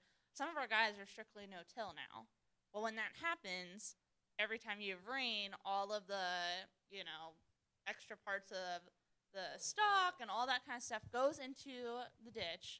Well, then that clogs up ditches and culverts and things. So farmers are now starting to be a lot more cautious of trying to either build some fencing there to help catch it or just cleaning it out. Because, we don't want to block those ditches either. We rely on those ditches as well.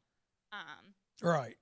So, Especially if you're near a village or a city. Right. Now- Then you don't want all that rain sitting there and coming back into your field either. So there's a lot of that happening, which it's kind of one of those, there's arguments for both sides, whether tilling or no-till is best. But there's obviously consequences to both. There's pros and cons to everything.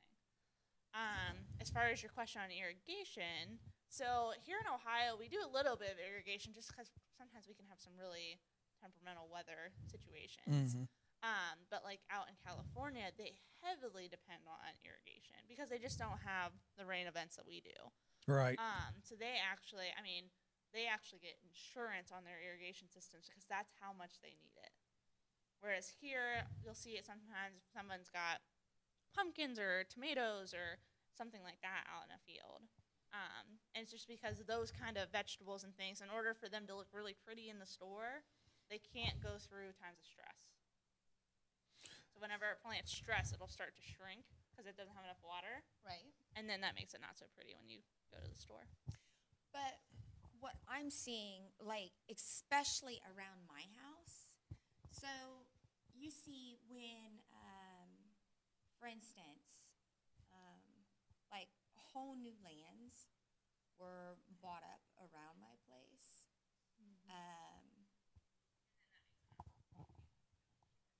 Whole new lands were bought up, fields. So new farmer came in, took over. This new farmer bought up.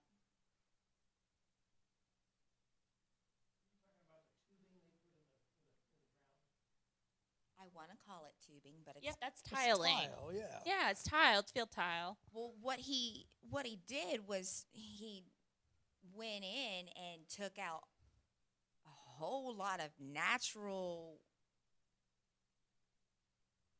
creek beds. What was Did he take creek in beds? creek beds, or did he just take in like low-lying ground where water runs through? They'll drain. Right. Well, and there's Yeah. also in a lot of these fields too, where they put tile at. You'll see like a little swell, and it's just their natural waterways.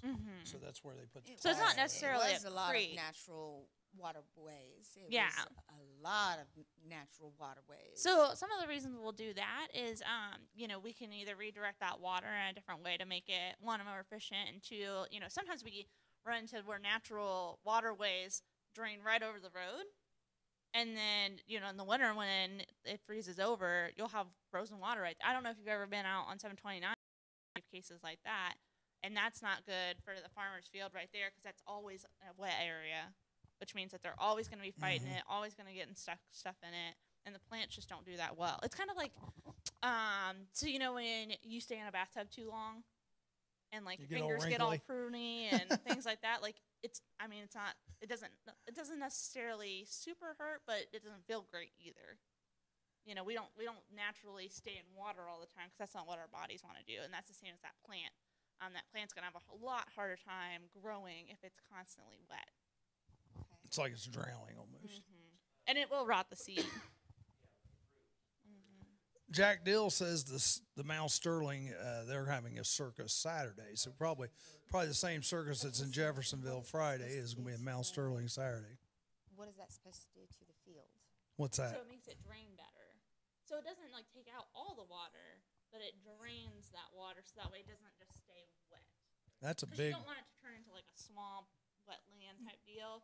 Because then you're going to start getting, you know, just all kinds of You get your tractor nasty stuck. mold Yeah. and all that kind of stuff. That's a big business, farm drainage.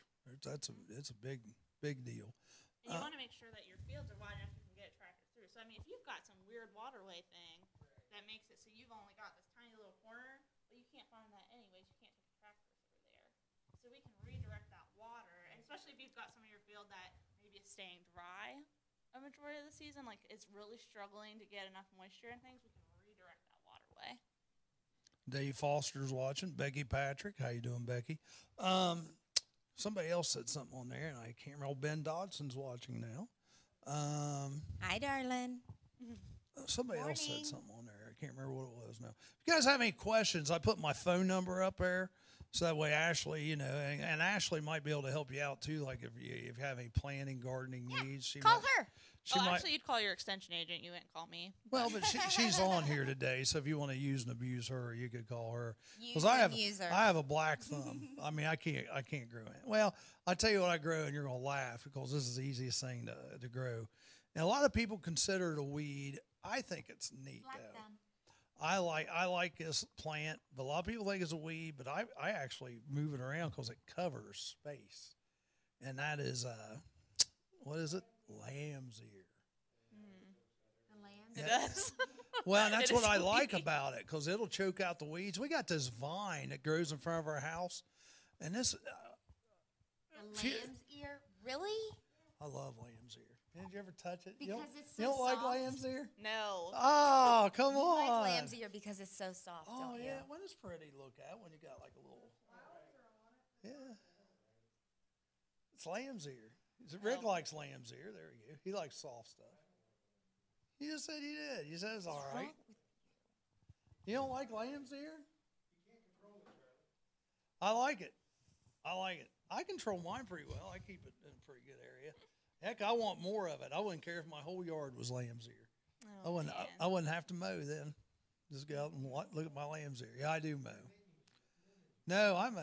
I do mow. You keep it in your yard. Don't you be bringing that to my yard. You want some lamb? Let me No. know if you guys want any. I got plenty of them. I don't No. want any. No, You not guys at all. don't like lamb's ear? I bought No. this stuff too.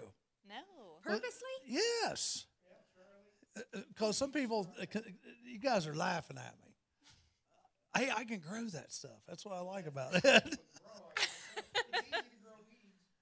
It's is. not a weed.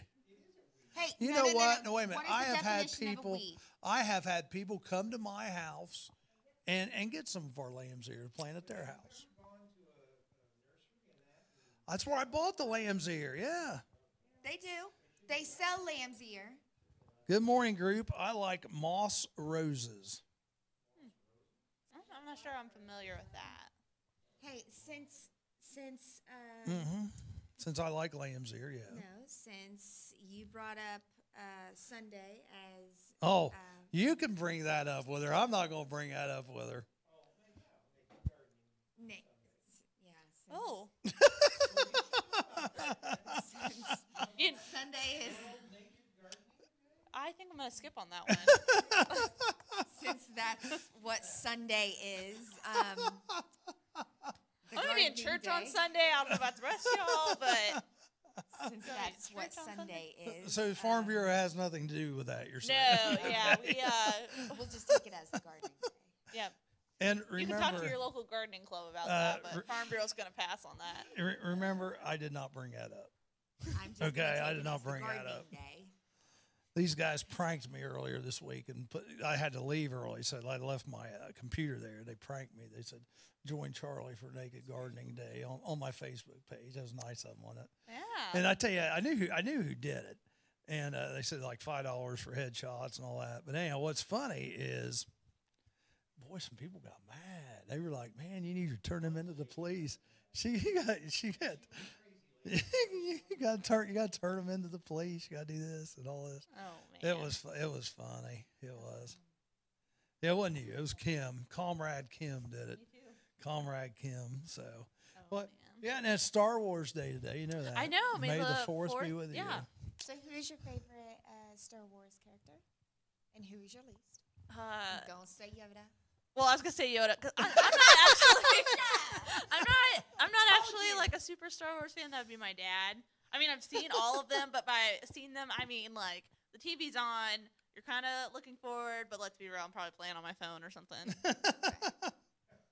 Trying to find. I don't know. I'm just not a big like sci-fi thing. Like Dad is super into sci-fi movies, and I love him for it. I think it's great. Whatever floats your boat, whatever makes your Star heart. Wars on all day. Whatever makes today your heart sing, you just go do it. on TV. But that's just not my genre. Well, tomorrow's Cinco de Mayo. I Any know, plans yeah. for that? Now we're talking about a holiday I can get behind. Uh-oh. So, may we ask, what are you doing for Cinco de Mayo then? I actually don't have plans. I know I make it sound like I'm really exciting, and I'm not. I don't know. I might go Tin Cap though. I can get Are you guys behind familiar with Tin Cap? it. Huh? Tin Cap. What is Tin Cap? So Tin Cap is a local cider house we have here in Wilmington, and it's in a home. So What? yeah, Jason Bond. It's on Truesdale Road, and Tin Cap. Yeah, Tin Cap. So they're a local cider makers and hard Is it cider. hard cider? It's hard cider. And they're actually Farm Bureau members, so I'm Oh. really proud of that. But no, Jason and Michelle who run it, they're just super great people. You know, things I always love about working back in a community you're from is you get to see, you know, people right around here doing really awesome things. So Tinder, what is it? Tin Cap. Oh, Tin Cap. What's Tinder? Oh, is it? I don't know. I Yeah, have no definitely not idea. the same thing. No, I just But heard they're doing tin. a Star Wars night tonight, so they're going to be showing the Star Wars movie. Really? So you could be drinking. This is in their house. Yeah, well, they like redid their basement, like it's in their garage basement. They redid it Well, you and need made to it you no need barn. to tell them so they can come on the show one day. Oh, yeah, that'd be cool. You need to see we can work in cahoots together on a lot of stuff here. Yeah, seriously, tell them. Well, I don't know because they both work like day jobs. Like Tin Cap's kind of their side hustle. Yeah, Well, it's that their doesn't- Side hustle.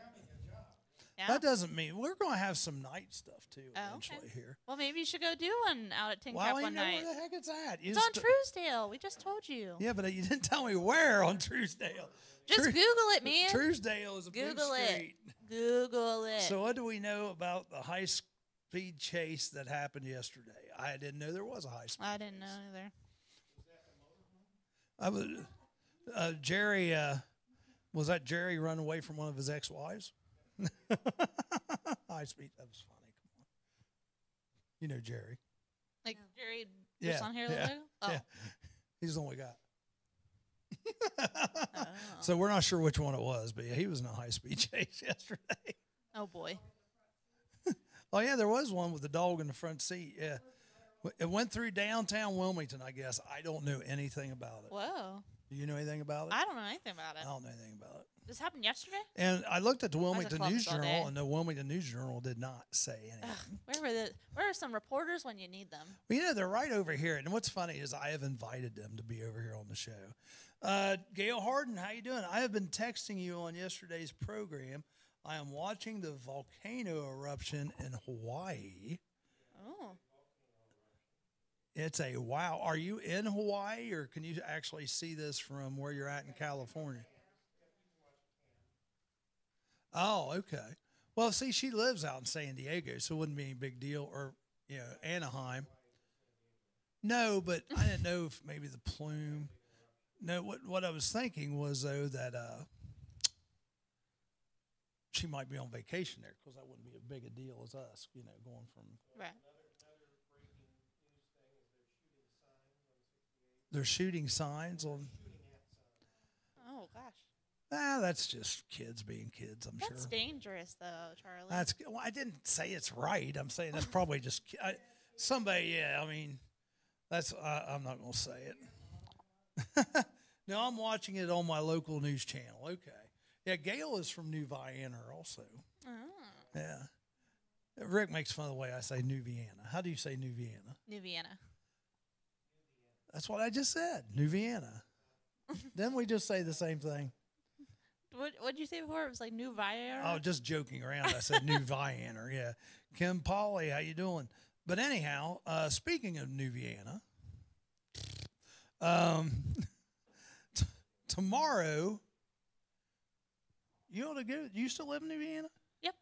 You should go to this tomorrow, 11 o'clock, at the diner. Have you been to the diner yet uptown? Not the new one. Not the new one downtown. They're having a grand opening tomorrow, and they're having a pig roast. Oh, nice. So there you go. So if you're not doing anything, go up there and have some Cinco de Mayo pig. There you go. Are You probably like pig roast, don't yeah, you? I do. I do like pig roast. I like me a good pig roast. So there. Ha! He said it right. Thank you, Ben Dodson. I No, appreciate you you. can't go off of what he says. He's from Jeff Illinois. Patterson. How you doing, Jeff? Jeff's on. Jeff's daughter, Lindsay. Do you remember? Did you go to school with Lindsay? Maybe Lindsay might be a little older than you.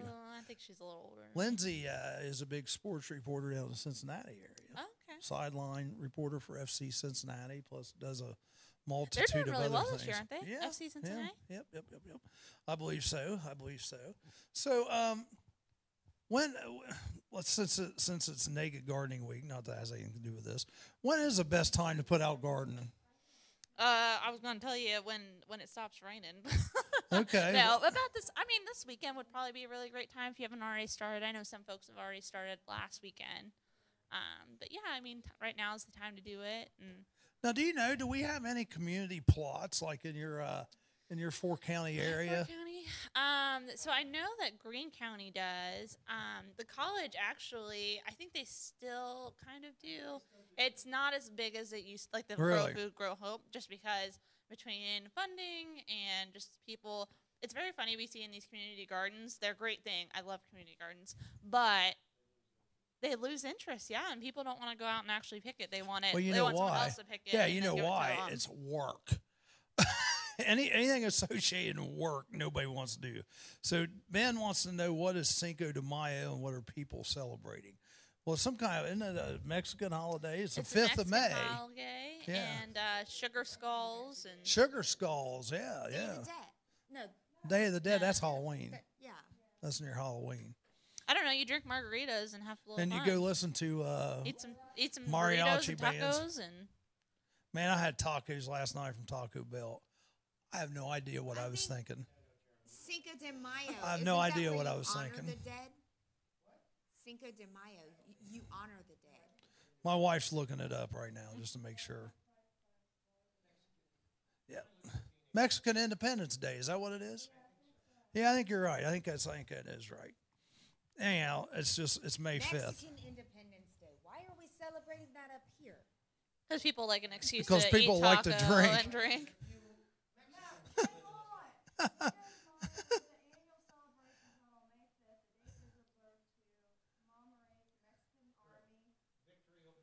Oh, victory over the French Empire, or Mexico's victory over the French Empire. So yeah, it's their Independence Day.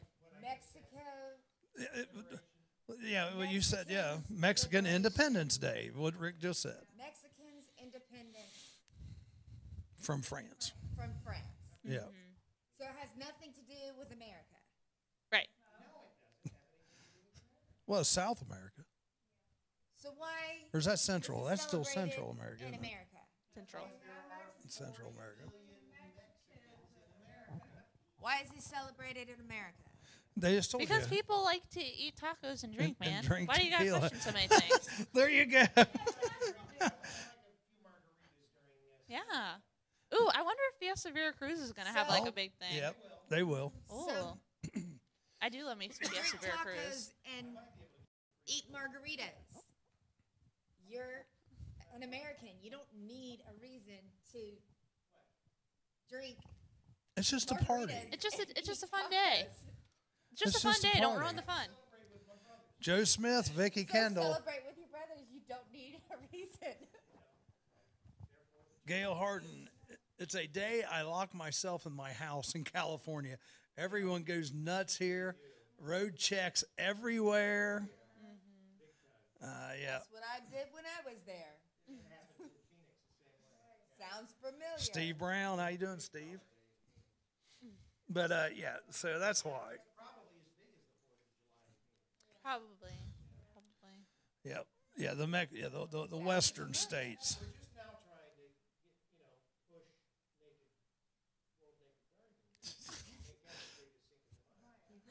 I know. I can see that this is Steve apparently Haynes. a very big. I mean, Yeah, I you think probably could. I think if you're going that free, then you should just do whatever you want. But Everybody on the count of three say hi, Steve. 1, 2, 3. Hi, Steve. There we go. Steve Haynes, he's watching us. And the only reason I'm doing that is just to mess with him because when he first saw me doing a Facebook Live, and I said, "Hey, Steve, how you doing?" He scared him to death. He thought like I could see him or something through the Facebook. He jumped. He turned it off real quick. And that's what's funny. I've had people come up, especially women. They'll say, "Can you see us?" They think we can see them on the Facebook We are Live. watching all of you. Looky there. I Did know. you see that Hey, one don't over pick there? your Look at nose. You that can one. see it. Yeah. Well, it's like that old. You ever listen to Ron White? You know, the comedian. Yeah. You know, it's like when he's talking about the evangelist talking to him on TV, where he's sitting in his beanbag chair, naked, eating Cheetos, and the evangelist says, "You there, you in the beanbag chair eating Cheetos." Goes like, "He's got me. How much money you want?" Oh Yeah. man. People get arrested for hanging the Mexican flag above our flag and then hanging our flag upside down. California. Now, that's what Gail's saying out in California that happens. Did you hear about the little girl who got fined for having a lemonade stand No, but it doesn't surprise me. out in California? Her mom thought it was a good idea for her to start a lemonade stand to earn money. Mm-hmm. So gave her a table and some lemonade and told her to And the health department shut it down, probably. Yep. Find her, find her, and started taxing her. Well, yeah, because I mean, any of that money, if she gets, I don't think kids get over $600 in lemonade stands, but technically, I mean, Taxed anything. her. Yeah. Now, speaking of like questions like that, like taxes and dealing with crops and things like that, does the Farm Bureau add any assistance? You got any place for them to go? Yeah, so if you're a Farm Bureau member, we have what we call our policy and legal team. And not that we go to court for you, but we can answer questions as far as okay, so I'm a property owner and I want to burn such and such in my backyard. Am I allowed to do it? We can answer questions like that. We can answer questions about fence lines. What's your right to certain roads? If you've got somebody that's wanting to do an agritourism operation, and somebody from their local zoning board's kind of giving them a hard time, we can kind of tell them what their rights are as owning that property and that agritourism to talk to their zoning board. How do you determine what's your property versus what is someone else's property? So that's all done by your county auditor. They have it drawn out of what your property line is, and that actually gets surveyed every couple of years or so. And then, you're paying taxes on that land. So, you can go to your county auditor's website, pull up your address, and it'll draw out what your property line is. Yeah, that you just got to go by what they. Usually, you should have some stakes more, and sometimes those aren't real easy to find. Not always, no. Nope. Yeah, sometimes those aren't the easiest to find. Scott Michael Dawson's watching. Okay, now here's an odd question. So I know that we have like kudzu coming across into Ohio land, and we have some other species that aren't native to Ohio that we're not supposed to have. Right, they're invasive species. Right. So what are we doing about those? Well, What are you talking about, first of all? Kudzu, is that what you said? Yeah. What is that? so that's a plant, isn't it? Yeah. So it's like a invasive plant, and we see this. I mean, anytime you Is it like lamb's ear? No. anytime you have Stop at the lamb's ear. Oh, I'm trying to think of another really good invasive that we constantly see. I don't know, but there's a lot of invasive species in Ohio that have either been brought by truck or sometimes, Palmer amaranth, for example. So that's actually, we're finding that that's coming a lot from when people are buying tractors and equipment from other states, like Tennessee region. Those seeds get wrapped up on that equipment, and then they're bringing them to Ohio, and it shakes off the tractor when they're running it, and then it's planted in your field, and that's Okay. invasive. We would love, as Farm Bureau, we would love for the Ohio Department of Transportation, when they do the ditch mowing and things like that, to mow a little sooner, because we worry a lot about invasive species. Sure. But due to some concerns about wildlife and things like that, they kind of procrastinate and hold off on that for a while. They have like a certain date they have to do it by, and they typically don't do it any sooner than that. Sarah Catherine's watching. So unfortunately, I'd love to say we're doing lots of things. There's a lot of push for people to do things, but not typically too many things. I actually have my seat. You got to go. I gotta do a public policy. But that's not till 10, is it? No, it's at 9. Oh, it's at 9. Oh, okay. All right. I thought you could stick around a little while because I'd like to hear a little conversation between you two. Because do you know Brian? I don't think so. That's Brian Georges. He is a horse trainer. Here, so you guys ought to know each other. This is Ashley Rose. She's head of the Farm Bureau. There you go. Oh, he's one of your members. Oh, there you go. Yeah. So no, I mean you guys would be good. Make sure you exchange business cards and all that. Well, thanks for coming on today. Oh, you still got, we got like 5 more minutes, or are you out of here? I've got like 5 more minutes. Okay, well, come on over, Brian. Come on over. You guys can. And if we can't get everybody in the picture, that's okay. No one will. Come on over. Scoot those chairs over here.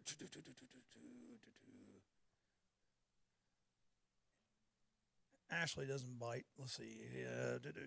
We're close. Are we in your picture? Okay. All right. Well, I don't care if I'm in the picture or not. Got Brian Georges on here, and he runs his own horse stable, right? Now, you got your mic on. Let's see. Make sure. Give it to Mary Ann there. You didn't turn yours on either? Nope. That's all right. I think you're loud enough we could catch you on there. That's better. Brian. Okay. All right, well, Brian, this is a big weekend, isn't it, for you? It's a big weekend in the horse racing industry. The Thoroughbreds, the Kentucky Derby this weekend in Louisville. And we have a standardbred stable here in Wilmington.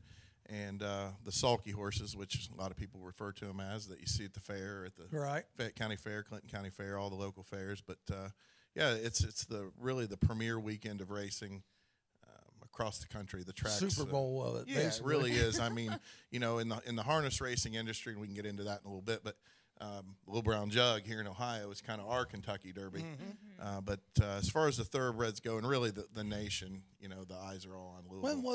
Is Little Brown Jug over, or is it getting ready to come It's up? in September. Oh, So it's it's in September. third Thursday in September. And that's every in year. Delaware County? Delaware County, and usually they pack about 50,000 in there on Jug Day, and it's Oh, man.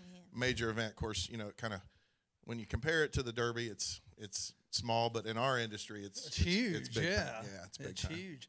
I actually had some teacher friends. I won't say who they are. I don't want to get them in trouble, but they would take off the day of school to go watch the Little Brown Jug. I may all or the may time. not have done that when I was teaching. No. a few years ago, but that's another story. But no, yeah, that's the Derby. All the tracks show it. So like Miami Valley here in Monroe, And that's where you race. That's at, where right? we race, and for this time of year, and we move around throughout the year here in Ohio. But this time of year, we're at Miami Valley there in Monroe. They show it, and it'll be a huge crowd. I mean, they all the way back, and since they started showing races from all over the country on Derby Day. Tracks are just packed with people, and Oh, yeah. and of course Louisville. It's a major event. They have a parade, and the whole week is Derby week, and it's 100,000 people, and the infield is packed with people, and Right. So the eyes are on the racing world this weekend, anyways. Oh, yeah, definitely. It doesn't start till like, what, 6:50 or something? I believe 7 it's o'clock? around 6:50 because actually where we race there at Miami Valley normally races at 6 o'clock, and they move it back an hour so it coincides. As soon as the Derby's over, they want to try to keep the crowd there. Yeah, and so sure. the first race at Miami Valley this week is 7:05. So 7:05. Okay. Yeah. How many horses you got running? I believe there's 14 races Saturday night at Miami Valley. So. Yeah. How many do you have? Oh, well, right now I'm here at the fairgrounds here in Wilmington, and we're I keep right around 20. It varies, and but the number that I'm comfortable with is around 20, and that's enough feed bill and and hay bill. But no, they're it's one of those things where they're in races sometimes where you lose them, claiming races, people buy them from you, and so your number kind of goes up and down. But 20 is a pretty comfortable number for my size stable. Okay. Now, do you stable? Say other people own the horses, right? They do. I have partnerships with people. Sometimes I own them myself, but most of the ones that I have are either partnerships or they are owned strictly by someone else who pays me to train them for them. Yeah.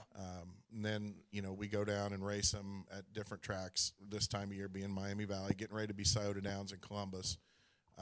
But a lot of my owners, they don't, they wouldn't even be comfortable around a horse, but they, some of them it's just an investment. Some of them it's, they enjoy the competition factor of it, and sure. And the money is good. The slot machines, the casinos have come in these tracks, and our money has went up 4 or 5 times. Well, that's over. good. Yeah, that was part of the reason behind doing the slot machines. I think it was, and all the tracks have contracts, and we have an association, the horsemen, and each track gets a certain cut of the right. the slot machine money, and it goes towards the racing, and it's revitalized the industry here in Ohio.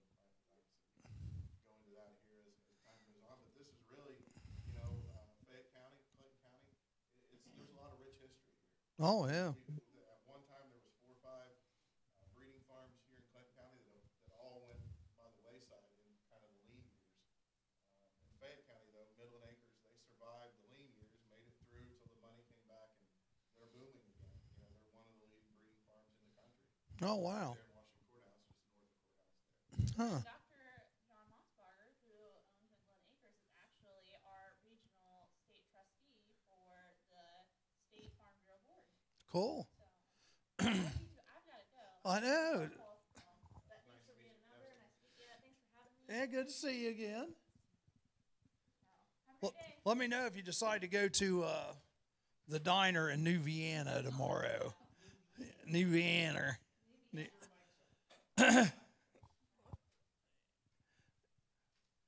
Yep, it's off. That's Ashley Rose. Let's see. Can we get oh, looky there. Now we're kind of in there. So Brian, now we got the Kentucky Derby, but what is yours called at Miami Valley this weekend? Well, there is actually a variety of bigger races that aren't the normal races that we run down there.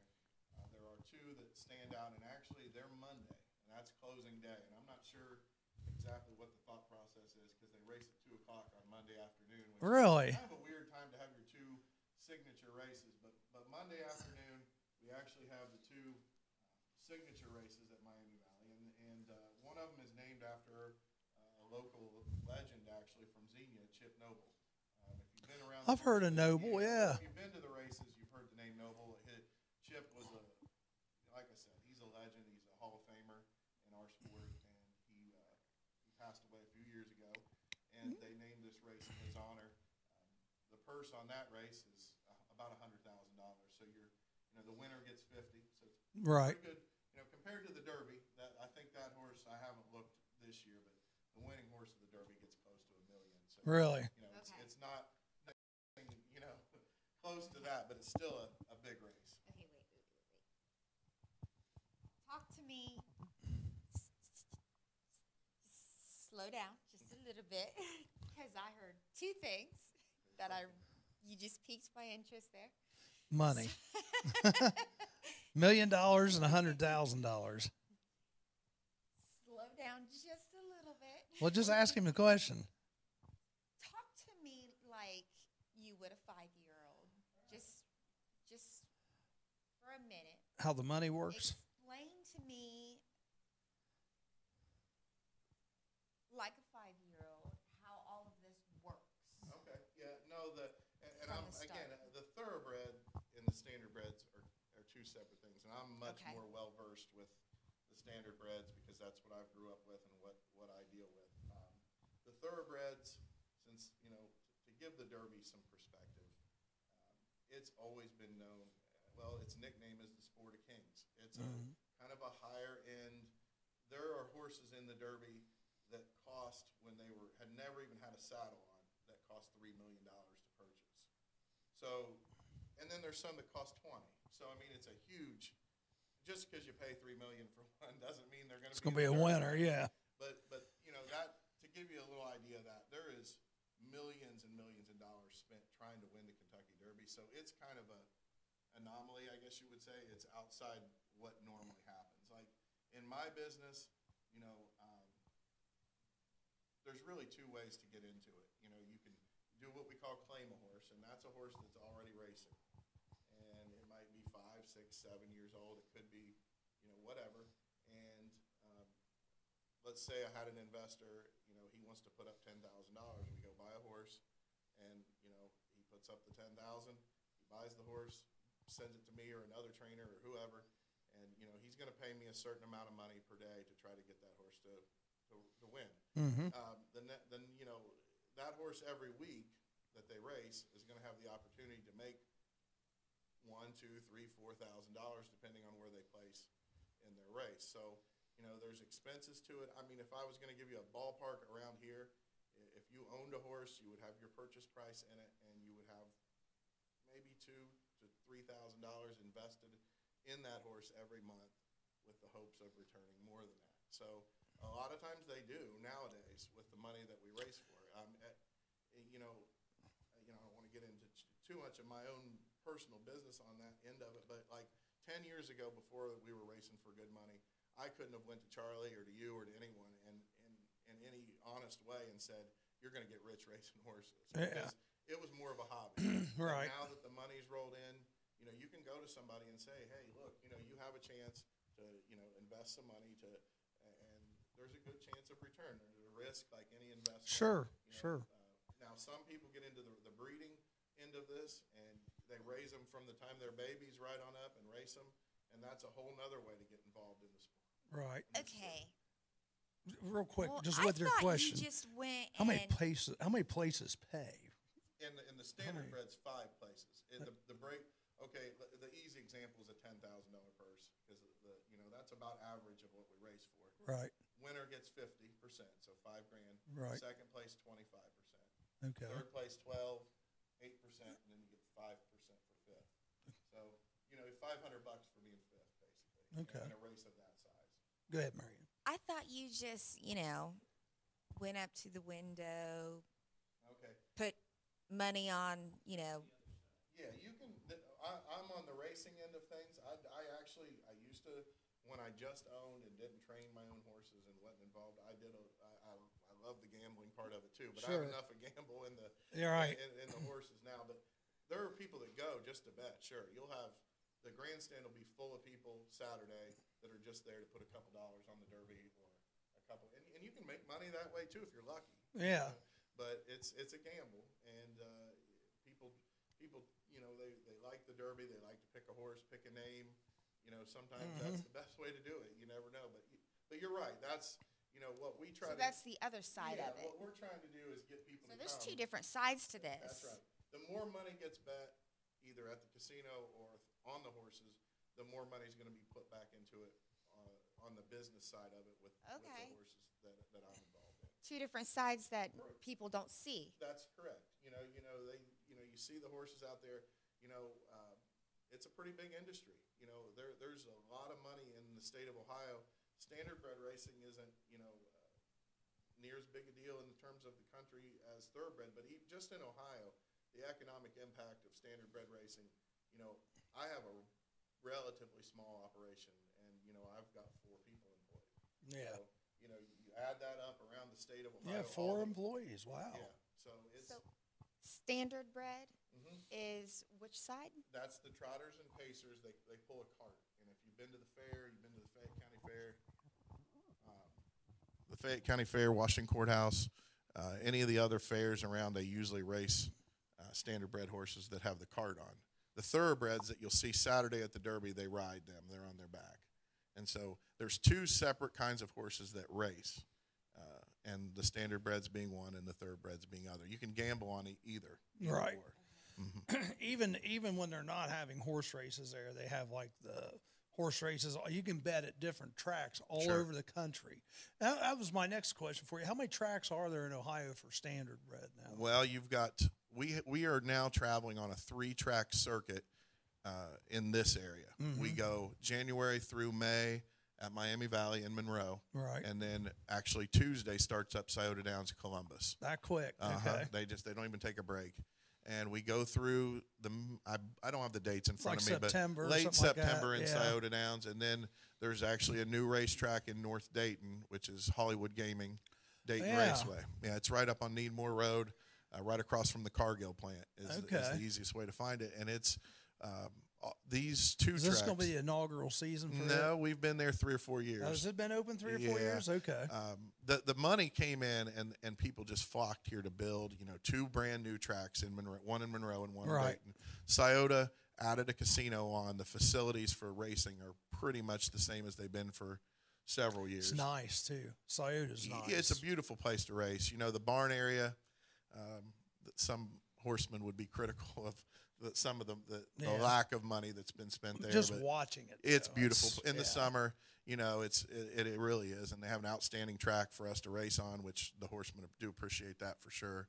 And but yeah, we're those 3 the year, and then there's a track in Cleveland, Northfield Park, that has a Yeah. casino attached to it, and it races year round. They're year round, never huh? shut down. Northfield. Yeah. Northfield. Why is your season January through May? Well, it just at this one track, and then we really never stop. They're year round. Yeah, we go from one track to the next to the next. Miami Valley, that was just, I don't know how that was really decided that they would Well, get. now it's been done from years ago. Lebanon used to be down there. That Lebanon is correct. Raceway. Lebanon Raceway. And they always would race in the winters, and then Scioto was in the summers. Correct. I don't know if there's just a gentleman's agreement or something like You that. know, or- it's all settled with the Ohio State Racing Commission and the tracks and the OHHA, which is our organization for horsemen. It's all decided who goes where when. There's been some talk of switching it, but Scioto will always be in the summer because they have an open. They're set up more for Right. summer months. Yeah, they're not. I know Lebanon, most of it was enclosed, but is the new one? It's not. It's enclosed. Oh, is it all Dayton- enclosed? Dayton and Miami Valley are both enclosed grandstands. They're both connected to the casinos, so you can walk right from the slot machines to the. Well, Scioto is too. Correct. Yeah. Yes. I'm sorry. Did you say it was considered a derby? No. The the Kentucky Derby is just Derby. kind of the name of the race. That's Churchill Downs. Yeah. That's Churchill Downs. In Why is Louisville. it consideed a Churchill Down? Well, that's just No, that's the name of the. That's the name of the Yeah, track. yeah. That's where you Oh. go to see it. It's one of the most historic racetracks in the country. Been around for this is the 144th Derby. Yeah. So it's always been held at church. Sure, Mike did, or is it just not on? I think mine's dead too. Sorry? Oh, Yep, his is dead. they're all dying here. Yep, these two are. All right. So is that one still good then? Go ahead. Yeah. All right. Okay, yeah, no, but Churchill Downs is where the Derby is, and they race strictly the thoroughbreds under saddle. They don't deal with the standardbreds, and some tracks have both at different points in the year, but most specialize in one type of racing or the other. And then also, just I don't know if there's any of these in Ohio or not. Last time I saw one of these was Rachel and I. We went out to Mississippi, but we went across the border to Arkansas, and we watched we watched some dog races. Do they have any dog races in Ohio? I anymore? believe the closest place is Wheeling. Wheeling. Wheeling in West Virginia. They still have a dog racing track. There's a lot of those in Florida, but there's very few around here. When are these horse races? The ones this weekend, the Kentucky Derby. Yeah, I mean we race 5 nights a week generally. 5 nights a week or 5 afternoons. Some tracks start in the afternoon. We're racing Saturday tonight. Actually, we race it starting at 6 o'clock, and then tomorrow night at 6, and then Sunday, Monday at Miami Valley is 2 o'clock post times, and then we move to Scioto Downs. So then that starts up Tuesday. Yeah. So yeah, I was just going to share. 5 nights a week you can go. Like so, if you just like going just to watch. I mean, there's people that go just to watch the horse races, but it's fun. If you got $20, shoot, you can bet $2 on You can. 10 races, and if you win, you win. If you don't win, who cares? Now are you even allowed to bet since you're a trainer? Or how's that work? I could bet on a race that I did not have a horse involved in. If I was going to bet on a race that I was in, I can only bet my horse in a winning position. So I couldn't. It's win only, yeah, and you can't you cannot bet your horse to finish any worse than win, because then there's you get into the bad, you get into the whole discrepancy of there's been scandals over the years you always hear that. of people fixing race. You let me win this race, I'll win the next one. Yeah. Thank goodness, that's in the past, because that stuff happened at a different time, at a different era, and we race for enough money now that people can make a living without doing that kind of stuff. And, right. And so, we're glad that part of the sport's behind us. That's kind of it was a black eye on the sport in the 60s and 70s at different times, and thank goodness we haven't seen it much here lately. So now, and I don't know if you don't feel comfortable answering some of this stuff, just say, we can't do that. But for the non-gambling person that just wants to do it, I mean, a lot of times I'll go, and just because I don't know the horses that well, they'll give you the program, and they'll show you what supposedly the guy at the racino will put on there is the best odds, for those. So you can go with those. A lot of times I'll bet horses just to show, just to see if I get any money back, because then if they win, place, or show, you get a little money back. correct. And you know what that means, win, place, show? Okay, win's first place, place is second, and show is third.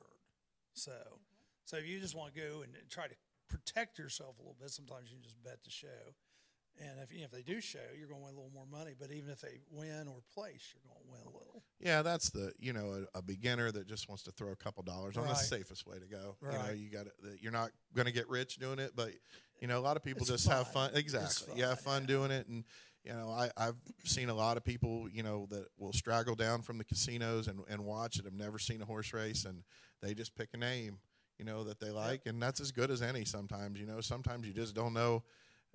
I see these same horses all the time, and if it was easy to bet them, everybody would do it, and it's not. They're animals. They're unpredictable, and But a lot of the time, the best thing to do for a beginner is just grab the program, pick a name you like, and go with it. Yep. So now, so you don't like looking at the line that they put in there. I do if I'm going to gamble, but like I said, if I was a beginner, I think just to have a good time. Just do something you like. I remember when I was a kid, my mom and dad, we went up to, it was clear up in New York. It was, the cart races. It was, I can't think of the raceway. It might have been out of Rome, New York, or Utica. I don't know. Was there a raceway up in that area? There's several in New York. Vernon Downs is up Vernon, there. that's it. Okay. We went to Vernon Downs, and our parents give us like a roll of quarters each of us. And the kids would bet each, on who would win. Shoot, I won like $20 that night because, we'd just put quarters in and how much we wanted to bet, and I was luckier than heck that night. And it was funny. It followed a pattern. It's like the second horse won the first race, the third horse won the second race, on down. So I just kept that pattern and worked out great. There's a lot of different ways to go about it, and you have experts that'll analyze these things. Like the Derby is the most analyzed race. Oh yeah. And I was, I've read some stuff about it. It's kind of 20 horses in the Derby, which is a huge Huge, field yeah. of horses. Usually 10, 10 or 12, but with 20, anything can happen. And if they call it the most exciting 2 minutes in sports for a reason, because it's like a stampede charge when the gate opens. You've got 20 horses trying to get a position where they want to be, and it's the Derby is one of the most unpredictable races because anything literally can happen. And a lot of people go by post positions. You were talking about the pattern, and common wisdom is, 1 or 2 would be a good post position. Yeah. Well, in the Derby, I believe it's been 40 years since number 1 or number 2 has won the Derby. So, if you draw the inside, it's kind of a curse in the Derby more than anything. You get trapped probably. Yeah, they get squeezed in along the rail, and the other one that I noticed that I saw the other day is every other post position has won the Derby except 17. No 7, Really? 144 runnings, and 17's never won. No 17's ever won. So I'm not sure who's got 17 this year, but they're hoping to break that That's curse. that's almost worth betting on, just because It's got to happen sooner or later. The odds are going to be and the odds are probably pretty high against it. So. Well, I suppose it's one of those things. If the best horse drew 17, people would still bet it, but at the same time, it's just kind of a weird thing that's happened. And 144 times, you would think, 17 would have won once or twice. Yeah. So. Now, who I don't even know the horses this week. Do you know the horses? There's a few. If you want to talk about a couple of them, there's a few that are getting a little more news and press. There's a horse named Justify that's undefeated. He hasn't been beat. He drew a good post in the Derby. He's got one of the leading trainers of all time. And if you've ever watched the Derby, you've seen Bob Baffert's face. I mean, he's if there is like a rock star trainer in the thoroughbred industry, it's him. And he's won the Derby several times. And this horse, they bought him for $500,000, and he's lived up to the hype. He hasn't been beat. Another thing that's kind of weird is there has not been a horse that was unraced as a 2-year-old. They're all 3-year-olds in the Derby. Yeah. All the horses are 3 years old. And that's one of the conditions. Well, there's never been a horse that's won the Derby that didn't race at 2 since 1882. So that this horse trying to break that trend. Justified didn't race. He did not race at 2, but he's raced 4 times this year and won all 4. And he's been probably the most impressive horse in the what they call them the preps. The prep races to the Derby, he's just really kind of romped every race, and so he will be the betting favorite. And he's number 7, so he's got a good post. The middle of the pack seems to be the best place to be in the Derby, and is he owned by Lucas? No, I don't know who owns the horse. I don't have that down, but you may remember. There were 3 or 4 years ago, there was a horse named American Pharaoh that he won the Triple Crown. He broke the 40-year drought on the Triple Crown winners, and a lot of people are comparing Justify to that horse, and I don't know if that's going to be lived up to or not. A lot of times you'll see these horses come into the Derby, they'll be hyped up, the Triple Crown is the series of 3 races over the next 5 weeks. Kentucky Derby is first, then the Preakness Stakes in Baltimore, Maryland, and then the last one is the Belmont Stakes in New York. Right. For a horse to win the Triple Crown, they have to win all 3. It hadn't been done since Affirm 1978, and American Pharaoh did it there a couple years ago. And Secretariat did that. Secretariat did, and he was. There used to be like a $5 million bonus if you won the Triple Crown, and I'm not sure if they still do that or not. But this horse, it's a long way till that. You got to get through the Derby, right. And sometimes the best horse in the Derby doesn't win because they'll get that initial rush we talked about. They'll get bumped or knocked back, and all those horses, and it's just kind of a mad dash. Is it a longer race than the others too? It's a mile and a quarter, which is. It is. Actually, the Derby is the second longest of the 3 races. The Preakness is a little shorter. And then the Belmont is the longest. It's a mile and a half. Really? So, but the Derby, none of these horses that are in the Derby have ever won a mile and a quarter. So it's an unknown. Really? A mile and an eighth is as long as any of them have run. So you're adding another eighth of a mile. That could factor into it. You would think that would be something that would be standard, I find it hard to believe that out of all of these horses, they're new bloodlines. You know what I mean? Yeah, I do. I find it really hard to believe that we've had these beautiful horses and we've had all of these gorgeous horses before that have gone these extra miles that we've had. You've mentioned all of these amazing races that we've had and all the previous horses that have come before, and we've studied them out. We've got the mares before. Some that have come through. Yeah, oh, for sure. I mean, But- they're the breeding farms and stuff are real careful with their pedigrees and it's a science. They have a science of Right, of but crosses. the horses we have now are not the product of them. These are new horses. You know what I mean? Like the horses that are running now.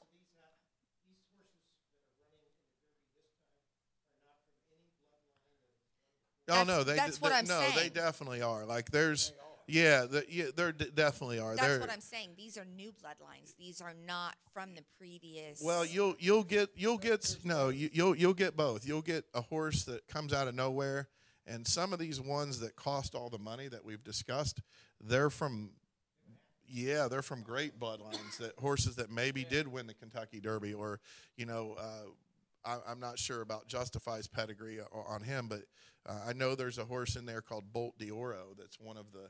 Who's actually named after the sprinter Usain Bolt, and then his sire was a horse named Medaglia d'Oro, and he was a Derby favorite. He didn't win it, but he was he was a great horse, and he's the father of this Bolt d'Oro, who's now racing in. But no, to answer your question, I get your question. Now, a lot of these horses did come from horses that did run in the Derby. Yeah, and the Derby is mostly for male horses, so you're getting a lot of the influence on the Derby side of it from the male side. The mothers, which we refer to as sires as the fathers and dams as the mothers in the horse industry. The mothers, they probably didn't run in the Derby, but a lot of these horses came from mothers that raced in a lot of other big races. So it's a person, even the richest people involved in the thing, they're not going to go out and spend $1 million on a horse that was just out of no bloodlines that you've ever heard of. So, exactly. Somebody just asked on there if you knew like Dick Buckskin. Buxton, yeah. Well, I know the family. Dick Buxton. The Buxtons were throughout Ohio in the 70s and 80s, and I've heard the name growing up and seen that family race horses. I'm not personally acquainted with him, but I do know who he is and know that he had a really good career. There's another horse guy on there, Joe Holder. I know Joe. Yeah, I do. Joe's a great guy. Good guy. He comes to our shows on Thursday. Oh, is that right? Yeah, we do the Sportsman's Corner because that's what his dad's sports shop used to be called, the Sportsman's Corner. Black Yeah. Holder, remember Black. Black? Mm-hmm. Yep. So, Yep. Joe's and done some work out at the farm there for us before. So. yeah, he's a great guy. Yeah, good guy. Yeah. So how many horses do you have personally running Saturday at Miami Valley? Well, actually, Saturday I don't have any, so I can enjoy the Derby and that side of things. But I do have I have 2 Sunday and I have 3 on Monday at Miami Valley. So I've got 5 going to 1 tonight actually, so 6 on this closing weekend total racing. And you never know. You just hope when you go into it. You hope sometimes you have a better chance of winning at others, Right. depending on how tough the race is and your competition. But we've got some this weekend that hopefully can make a little money.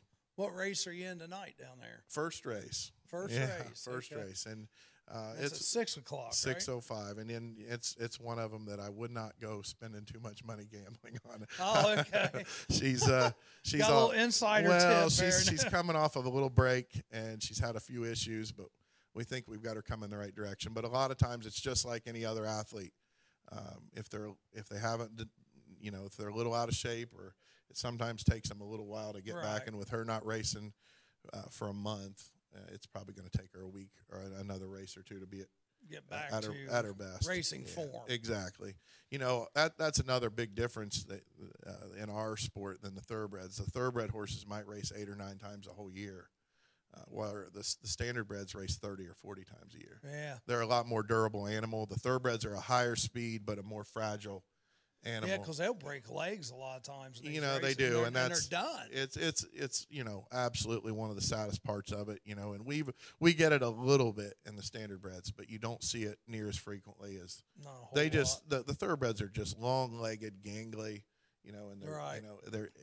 they're beautiful animals, but they're a lot more fragile. The standardbreds, originally were bred to work, and they're a lot more of a durable, and they hold up a lot more. So 30 races a year for a standardbred really isn't a high number. I've seen them race 45, 50 times Really? in one calendar year. Well, the standardbred is an actual breed, just like the thoroughbred is, and so these breeding farms, like we mentioned, Midland Acres there earlier, in Bloomingburg, just north of the courthouse, one of the largest breeder of standardbreds in the United States. They stand stallions at their farm, and you pay them to breed your mare or whatever to their stallion. And they also have their own mares, which they'll raise their own colts and sell them at a later. They're not really in the racing game. They're in the breeding end of it. And a person like me would go to a sale and buy one of their offspring from their stallions, and they do really good work. I mean, they've got some of the top bloodlines, like I said, not just in Ohio, in the United States. Now you own horses also, there. I right, do. too? Yeah, it's one of those things where if you're just training for other people, you've got guaranteed income. But on the racing end of things, that's where you can really, if you own some yourself, you can you can do well if you hit the right, get the right one. Right. So I try to get a mix of ones that I own and ones that I just train for other people. Bill Spray, how you doing? Have you heard of the Last Chance Corral? No, I do. I'm not familiar with that. No. That kind of surprises me. 'Cause, the Last Chance Corral, they work they work in and around Ohio, in Kentucky. Like retired horses, or Kind of. They work with the foals, with the mares. yeah, They take the mares from the unwanted mares. Yeah, well, we have there's a couple organizations that do stuff like that I've worked with. There's one called New Vocations, and what they'll do is they'll take a horse that, say, maybe wasn't cut out to be a racehorse, and they'll take him and they'll retrain him to ride or to have another career. And then there's also one called Starting Gates that does the same thing. So I'm familiar with those, and I'm guessing that's a similar thing. Yeah, they've got, like I've had a lot of horses that just, weren't made, they weren't fast enough, or they're not all cut out to be racehorses, and they could be a really useful horse in another way, whether it be under saddle, just as a pleasure horse to ride, or, the Amish community. We have a large Amish community around here, and the horses that they drive on the road, to church or to the town, oftentimes are standardbreds. Yeah, that's a second career for a lot of them. A horse that maybe isn't cut out for racing might do very well on the buggy. So you've got that, but then you also have, like I said, exactly. Yes. That's exactly what Yes. you. There's a stable here locally, I think, in Clinton County they use for like abused kids. Yeah, it's right out here on 380. It's escaping me too, but it's right out here on 380. Yeah. And it used to actually be a standardbred farm, and the lady passed away that owned it, and this place bought it and has taken it over and is using it for that purpose. So, Yeah, that's what Yeah. it's for. It's it's a good deal, and we try to these things. You're around them every day. You work with them. You get attached to them. You can't help it. It's a business, but at the end of the day, you're with them. I'm at the barn 7 days a week. My wife will tell you, trust me, I don't get a break very often, and I got good help, and they help me out with that, getting a break here and there. But it's one of those things where you do get attached to them, and if something happens where they can't race anymore, you want to find them a good place. Yeah. I mean, we don't want to see anything bad happen to them, especially after you put all your time and effort into them and get attached to them. Joe Holden wants me to ask you if you remember Old Sonny. I don't think I do. Old Sonny. Does that maybe? I did have a riding horse named Sonny once, so maybe he's referring to him. I'm not sure, but yeah, that could be who he's referring to. So now, let's talk about this here. If you are going to gamble, because I'm asking you purely for self-knowledge here. Okay. If I want to go, I'm being greedy with this question. So if I want to go bet? I know you said just pick the horse by the name. If I want, what's really like fun? Because you'll have some people gamble hundreds and thousands of dollars. I mean, I don't want to gamble that much. But what happened to Martha Stewart now, Charlie? He gives us inside stuff. No, I'm just asking how he approaches betting on races that he has no involvement in. Well, if the race program can be pretty intimidating. Bring money and you slip it under the table. If you've never been to the races and you pick up a program, you're going to look at it and you're not going to know up from there. And some of the tracks have like a tutorial program they've started to help people. If you're really going to do it from an educated standpoint, you've got to study the program and you have to know what you're looking at. And it can, like I said, it can be intimidating. There's all kinds of numbers and facts and figures, and we could spend a long time talking about just what everything meant, but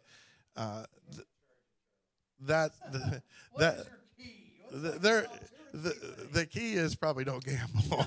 I mean, that's probably the key.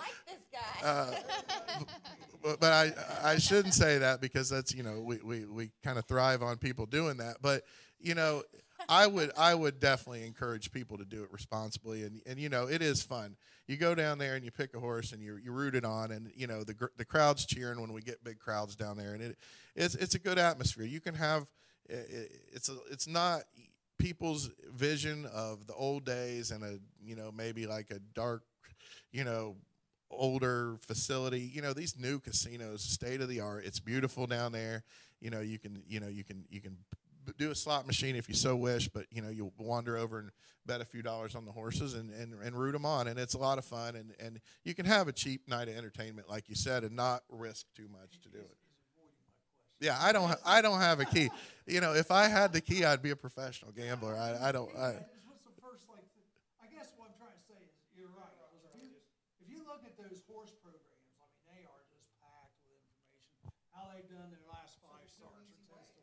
Well, no, I'm asking him what does there is. What's the key to decipher that? That's okay. If I had to narrow it down to 3, it's a different answer in thoroughbreds than it is standardbreds. But I don't want to know about thoroughbreds. Okay, Miami Valley. If you were going down there tonight, top 3 post position means a lot more in our than there. So. If a horse has an 8 or 9, 7, even really 7, 8, or 9 post, it's really it's tough to win. So I would say I'd start with the inside 5 or 6 horses, and drivers mean a lot.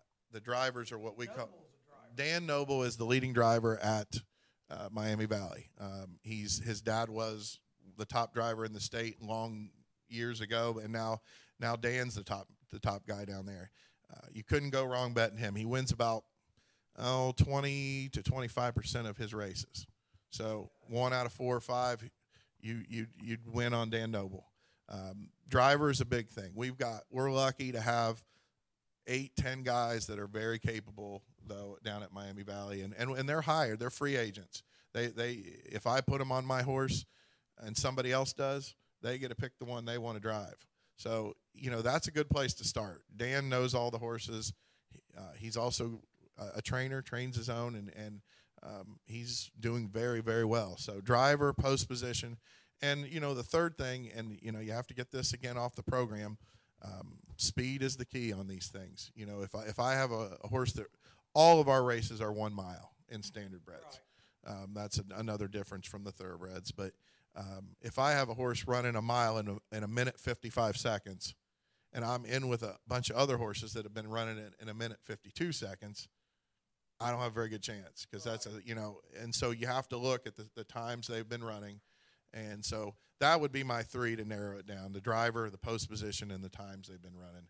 And that would that still doesn't, it's not foolproof, trust me, but it'll get you a horse that at least has a good shot in a race. That's all I was asking. That's all because now I can feel a little more educated. Yeah. Because I tell you, if you don't know, it is just a freaking guessing game. And when and I'll be the first to admit, I know very little about the ins and outs of the thoroughbred. So when I look at the Derby program for Saturday, I mean, I know what it means, and I know, but it's not as informative to me as a standard bred would be. So I'll probably watch it for sure. I hope I'm planting corn to see what this rain does because we're still farming a little bit.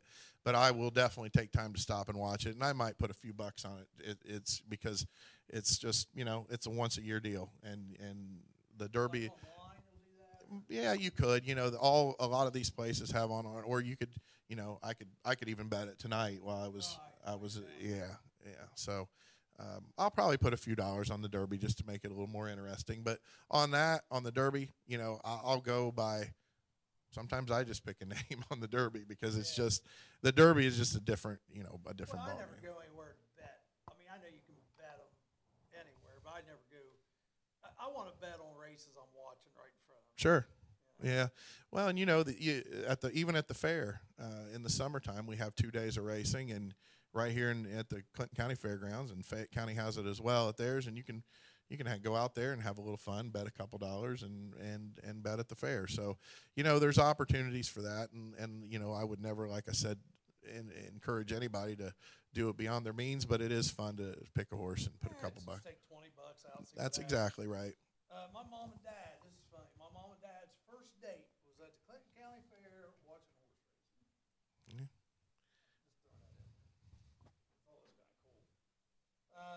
So you Mine was to the ocean.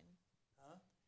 Mine Your was first to date the was ocean. That's a lot. I did want to mention, Charlie, that there are a couple guys that they're not in the 2 big races at Miami Valley that we mentioned earlier, but they're in $40,000 races, which are pretty impressive. And there's a guy stabled right here, Wilmington, that's got a horse named Sultan of Cash, and he's been a very, very big success story. He's racing on Sunday for $40,000, and then Jeff Smith out of Washington Courthouse trains there at the Fayette County Fairgrounds.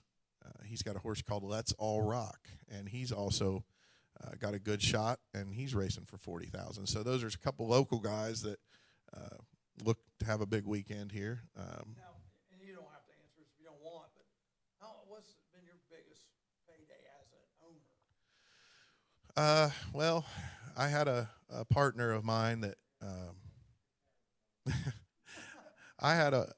unfortunately, I didn't own only a percentage of this horse, but I had an owner of mine that approached me and said, I found these 2 horses for $3,000 a piece.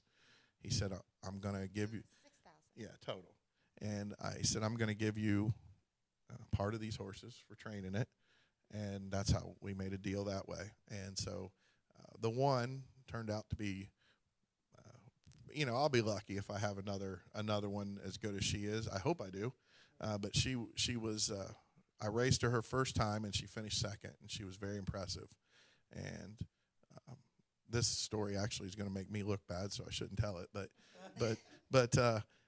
she raced the first time, and a guy was immediately interested in purchasing her.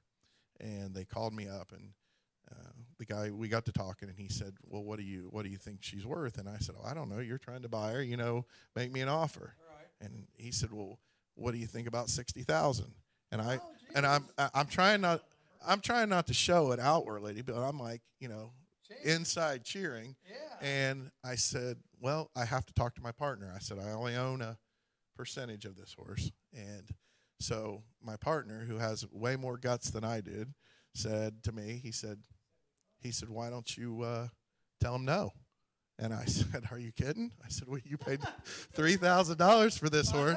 And I said, and so it went on. We raced her the next time, and she was in a $40,000 race, and she won it. which her purse money was 20. And after that race, he ended up doing it. I had nothing to do with the sale other than owning a piece, but he ended up pretty much doubling what we were offered and ended up selling her. So that one was what you call a home run. It doesn't happen very often. Interestingly enough, her name was Paydays on the Way. So it worked out, and yeah, she's still racing, and she's not around here. She's out actually in Maryland racing. Yeah, she's, and I don't know. Those guys might have made their money back. It was close. She made a lot of money, but she was, it was one of those deals. We were in the right place at the right time. It was back in the time in Ohio where there weren't many horses. And there was money. The casinos had just came in, so it was the perfect storm. Right. Well, yeah, there was not many horses, and the money was already coming in from the casinos. So it was horses were in demand, and it just hit at the right time. But obviously, I wish I owned all of her. Well, I didn't. I didn't have the controlling interest, unfortunately. But I had enough where it was worth my while on a 3,000. But that was the best one that I ever had. That's awesome. Yeah. Yeah, and that went a completely different way than what I asked. Yeah. I was thinking of like you won a race and you won so much. Oh, well, it was part of the story, because that's the $40,000. I had one, and this is the other side of the business. I had one named Y Baby Y was her name, and she was in a $100,000 race, and she had the lead, and it looked like she was a sure winner. And right at the end, she started getting tired, and she went from first to fourth, and about from here to you. And it was one of those where we were counting our money, and it turned. I mean, she still got a nice purse check, but nothing like the $50,000 she would have got from winning. But that, you always hope that you're. About 12,000 in it. Now the guy I was telling you about earlier, the Sultan of Cash horse. He will be, if everything goes right, he'll be in a $250,000 race before the summer's over. And he was in one last year and got a good check in it. And he trains right here at Wilmington. So, there is, it's highs and lows. It's ups and downs, and they are animals, like we said before, and you never know. Let me ask you a question. So, my kids keep a dog. I could see your head going, dog. Okay. Okay, so my kids. No. So my kids keep a dog. Okay. My mother-in-law keeps horses. My kids keep a dog. To put this in perspective for our viewers, my kids keep a dog, and my dog runs roughly about, maybe $500 a year for food, for water. A horse, however, can run anywhere from $5,000 and up. For in sure. Upkeeps. Mm-hmm. What is just an average you might spend? Yeah. What is If you're talking about a horse that you're just let's for pleasure? Okay, yeah, For I would pleasure, say how much if does you're a horse keeping it run? yourself on your own property, I would say the number is probably somewhere around $5 or $6 a day. So not too bad, but terrible. But I mean, if but that's a lot. yeah. You're keeping it in your stable. You're upkeeping it. You're mucking out the stalls. Mucking out the stalls, people. You're taking care of the stuff yourself. That's one of the 7 words I can't say. I mean, they're not cheap. I mean, I'll be the first one to admit that. I mean, my overhead is high. I mean, you ask about feed, a 50-pound bag of grain, a horse will go through about a bag and a half, 2 bags a week. Now, grain. So horses are actually eating their weight, I mean, this is a fully grown animal. Oats, corn mixture. Yeah, some guys will feed a pelleted feed. It's the same sort of nutrients in the pellets that comes in the sweet feed, but it's all going to run you. It depends on how much you want to spend. It's like anything else. There's lower grades of feed you can get for $6 or $7 a bag, and then goes up to $25 or $30 a bag on the. I try to hit a kind of happy medium with as many as I'm feeding. But it's a lot of money, and then you got it. They also have to have hay. A horse has to have roughage, so they have the grain and the hay year round. At least the race horses. Now, if I have one at home, I can turn out on pasture and they can get their roughage from the grass. a little cheaper to keep them. And fresh water. For sure, definitely. It's good for them to get out days at a time here and there, and we take advantage of that if we can. Let them be a horse, instead of being cooped up. Yeah. But we get them out pretty much every day. They exercise over here at the track, 3, 4, 5 miles a You day. would want them to run. Yeah.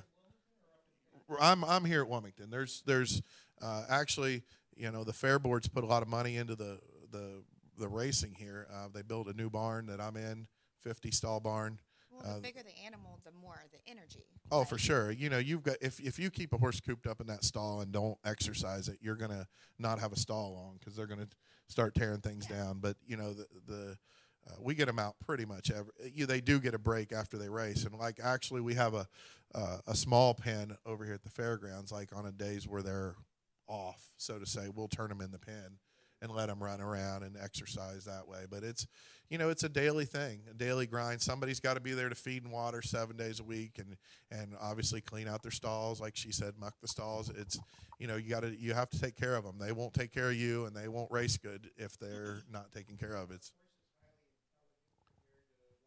I feel like they are, and it's like anything else. We have our share of dummies too. It's some of them are easier than others.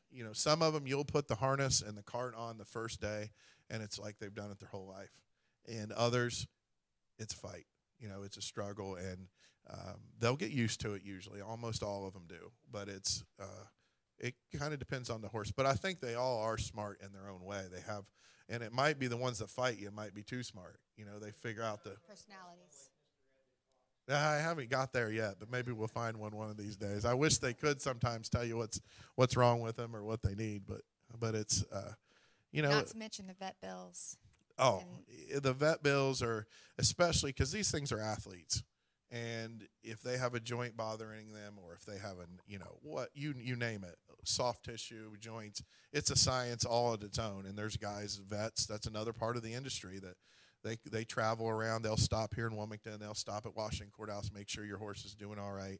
And if I had to talk one time for a group of kids about, it was a career day type deal, and I tried to put it to them is these horses, they're bred to race, they're meant to race, but if you don't keep them happy and healthy, they're not gonna perform. They're like any other athletes.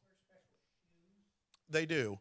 They have, something like that. We do have, but believe it or not, you wouldn't think this stuff. There's a science to all of it, and it's funny you mentioned that. Not long ago, there was actually a pad that fits under their shoe that was invented that has like air in it. So it's like anything else. It's come a long way, and there's such a science to it that, and there's specialized jobs in the industry for all those people. I have a blacksmith that comes once a week to make sure all my horses they're on a schedule. They get new shoes on every month, and it's there's just a science to all of it. They And get pedicures. I mean, that's pretty much what they're getting.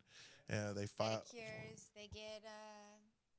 I have a couple horses that get a chiropractor, come around every month. Yeah. Just yesterday, the equine dentist was there, work on their teeth.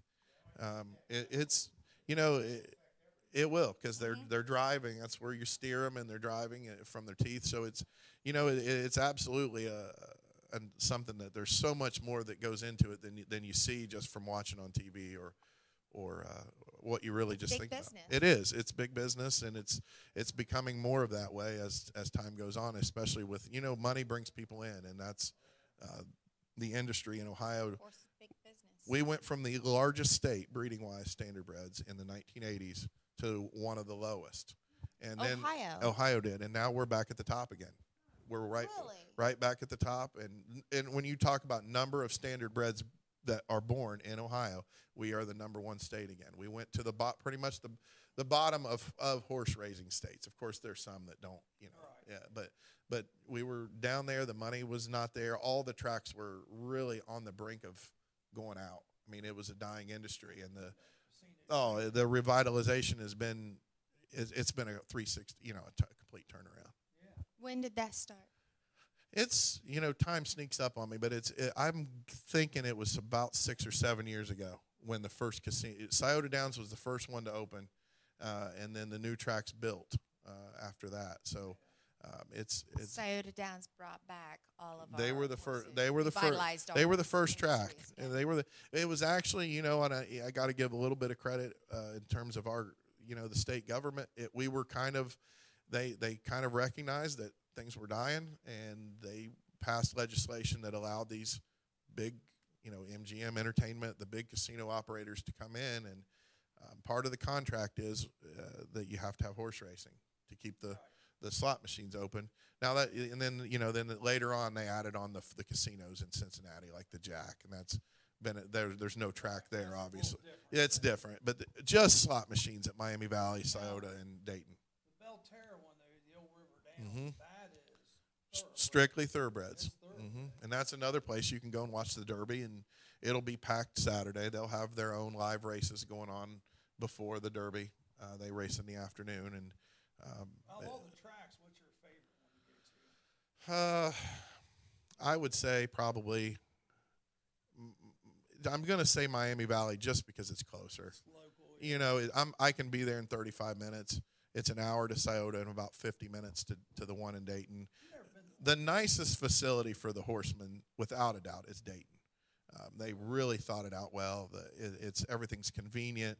It's new. It's just, yeah, I believe so. It's right across the street from Cargill on Needmore Road, and it's really. Far off 75, is it? Oh, it's not more than a couple miles. It's a mile and a half, maybe. Not far at all. You can get off Needmore, or you can get off the one before and get to it from either exit. Mm-hmm. So, Mm-hmm. Woodman. so before we leave, I You have can go two Woodman all the way. questions. Yeah. I have two questions. Yes, ma'am. One, what is your absolute favorite part of the whole horse racing part? Of course, you know, y'all like to get your picture taken, but no, I mean, more specifically, like it's not always the best investment for a new person, but my favorite part of it is taking one that's never had harness, never been hooked to a cart, starting with something fresh, because the potential's there. I mean, you don't know. You get to see it. I've got one right now that my cousin, which Kent Walker, which I think you know, Charlie. Yeah, he raised her and everything, and you know, she may not turn. Who knows what she'll turn out to be? But just watching her from the time she was born to the time she came in the barn, you know, she's taken to everything, and she's really starting to develop as a racehorse. And her first race won't be till June, so we won't know anything till then. But that part of it, to me, seeing one start from knowing nothing to being pretty much a racehorse is the most rewarding part, I think, because even the one we spoke about earlier that we ended up selling pretty good. When we started with her, we didn't raise her, but when we started with her, she had never had a harness, anything on. So seeing them develop and grow, I think, is my favorite part of it. I got a dumb question here, but it just hit me. They're male and female run, right? Correct. Okay, all right. Well, seems like we've talked more about you guys like cater to females. It's just it really just what you get, you know. Does that make any difference, like when you're betting? Usually the races are classified by either male or female. Oh, really? Mm-hmm. Oh, I mean, once in a while you'll get a mixed bag, well, but Kentucky Derby's male. all males. But on occasion, it's not restricted to males, but on occasion there's a female horse that's big enough, strong enough, fast enough to go with. Normally they have a race just for the fillies called the Kentucky Oaks, and it's the day before the Derby. But occasionally there is there has been. Winning Colors won the Derby, a filly, and Genuine Risk was another filly that won. Occasionally usually the Oaks. Every once in a while you'll have a filly try the Derby. More than likely they stay with the females. And the Oaks is today. It is today. Mm-hmm. I just thought about that. The races, the big races we spoke about at Miami Valley on Monday are actually both for female horses. Oh, really? Mm-hmm. Yep, that is correct. Yep.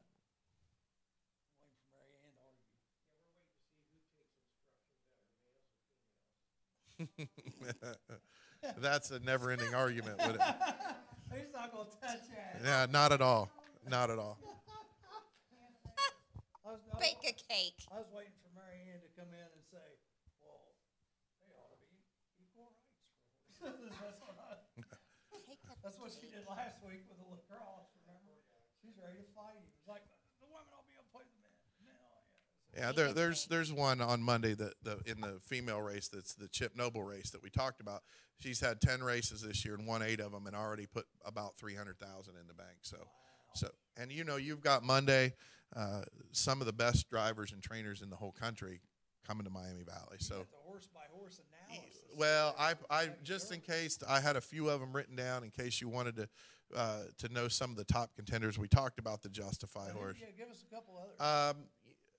There's a horse number. I could tell you if I go, I'm going to put my money on Justified. Justify is number 7. Now, a lot of people are talking about a long shot named Free Drop Billy, and kind of interesting on that one.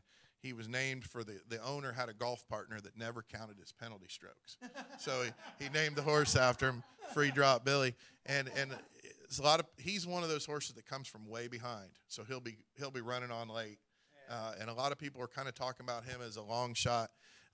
When you look at the Derby, Todd Pletcher has 4 horses in it. He's a trainer, top trainer in the country. All 4 of his have got a chance. I think maybe a sleeper might be number 10, and that's one of Pletcher's, and his name's Vino Rosso. I think it means red wine. I'm not certain about that, but he's a red horse, so it makes sense, anyways. And he's in the race, and he's got a number. He's number 18 actually. I said 10. My boy Jack is number. I 10. kind of don't trust that So, one. but there's according to the experts, I'm not a there's red wine drinker. 6 or 8 horses with a legitimate chance to win, but. You know what? There's been horses 50 to 1 win the Derby, and 50 to 1. If you bet $2, you're getting back 100. So Mind That Bird was the name of one that was a huge long shot. If you just never know who's going to win it. The Derby it's anybody's guess. But if you ask the experts, there's 6 or 8 that have a shot. There's a horse named Audible. Audible. Yeah, football. The guy names a lot of them football terms. And he supposedly has a good shot. Bolt D'Oro, I mentioned earlier, he's another one that people are kind of talking about with a chance. An interesting one, and the most expensive horse in the race is a horse named Mendelssohn. They paid $3 million for him. There's a sheik in the United Arab Emirates named Godolphin. He paid $3 million. He's always tried to win the Derby, and the horse is making his first start in the United States, so we'll see. He's always run over in Dubai and across the pond. So, I like the name Mendelssohn. yeah. So, Why do you have this? composer. He'll be a long shot. Yeah. Hasn't won since. That's Free Drop Billy. Yeah. Well, that's Fire Drop Billy. He's got Free Drop Billy. Yeah. But like we said, the 1 and 2. They haven't won it in so many years. You have to kind of not consider the inside horses just because of that reason. But there's so many ways to go, so many different, different things going on with the Derby. It could be anybody's race. But those are some of the ones I mentioned there. Have a chance. I like that one you said. You mentioned D. Wayne Lucas earlier. He's been the top trainer, one of the top trainers for 40 years. He's 82 years old and running one in the Derby. He has a horse in the Derby, but very long shot. Yeah, he's not one of the top contenders. He seems like he's always up there. Always up there. Always up there. What's his horse? Brazado or something. I think it means awesome in Spanish. I can't quite remember what number he is, but he won't get bet much. He'll probably be one of the longest shots that's Your out there. Your handwriting is atrocious. Not but good. It's still way better than mine. Bravazo, Charlie. Bravazo. Yeah. Way better than Listen, Ben's. nobody has to read it except me usually. So. It's still way better than Ben's. Still way better than yours, babe. So. I wanted to ask you about something. He's got all these notes, and we didn't talk to him. Well, no. Hey, listen. I told you I was not prepared for much about the Derby. I know a lot more about the standardbreds, and I thought, just in case you asked, I thought, well, I don't want to not have anything down, but it'll be interesting tomorrow to see who comes out on top in the Derby. I mean, even with that much money, and I think the numbers like 200 or 300 million that gets bet on the Derby. Your big race is over Monday or Monday. There's also those local guys that we talked about, they're racing Sunday. So there's actually big races going on all weekend at Miami Valley, you know, and I would encourage anybody to listen that hasn't been down there, check it out. You know, we got 6 o'clock tonight, tomorrow night, and then 2 o'clock post time Sunday and Monday. 7 for the Derby, but, you know, you'd want to be there for the Derby. If you're going to go, you might as well take that in. It's going to be a huge crowd. There'll be a lot of excitement down there no matter where you go to watch it, but Miami Valley is always packed. So, you know, I would encourage you to get down there early, get a spot where you can see. And then, you know, if you're in the Columbus area, I know you guys, Fayette County, Scioto Downs opening next week. They race Tuesday, Wednesday afternoons at 2 o'clock, and then Thursday, Friday, Saturday nights at 6:30. So just Tuesday, Wednesday. It's something new they've done the last few years, and it's worked out for them, so they've kept it going. Okay, from all of us at WZAA, we hope you guys have a wonderful, wonderful weekend and a very, very happy May 4th. And Cinco de Mayo, Naked Gardening Day, Kentucky Derby. And what's the name of yours? Monday. Oh, Chip Noble Memorial is Monday, and the Miami Valley Distaff. Those are going Monday at MVG in Monroe. Thanks. Appreciate it, Charlie. Yep. All right, guys, have a great weekend. See ya. bye, guys. 106.9 WZAA LP, Jeffersonville.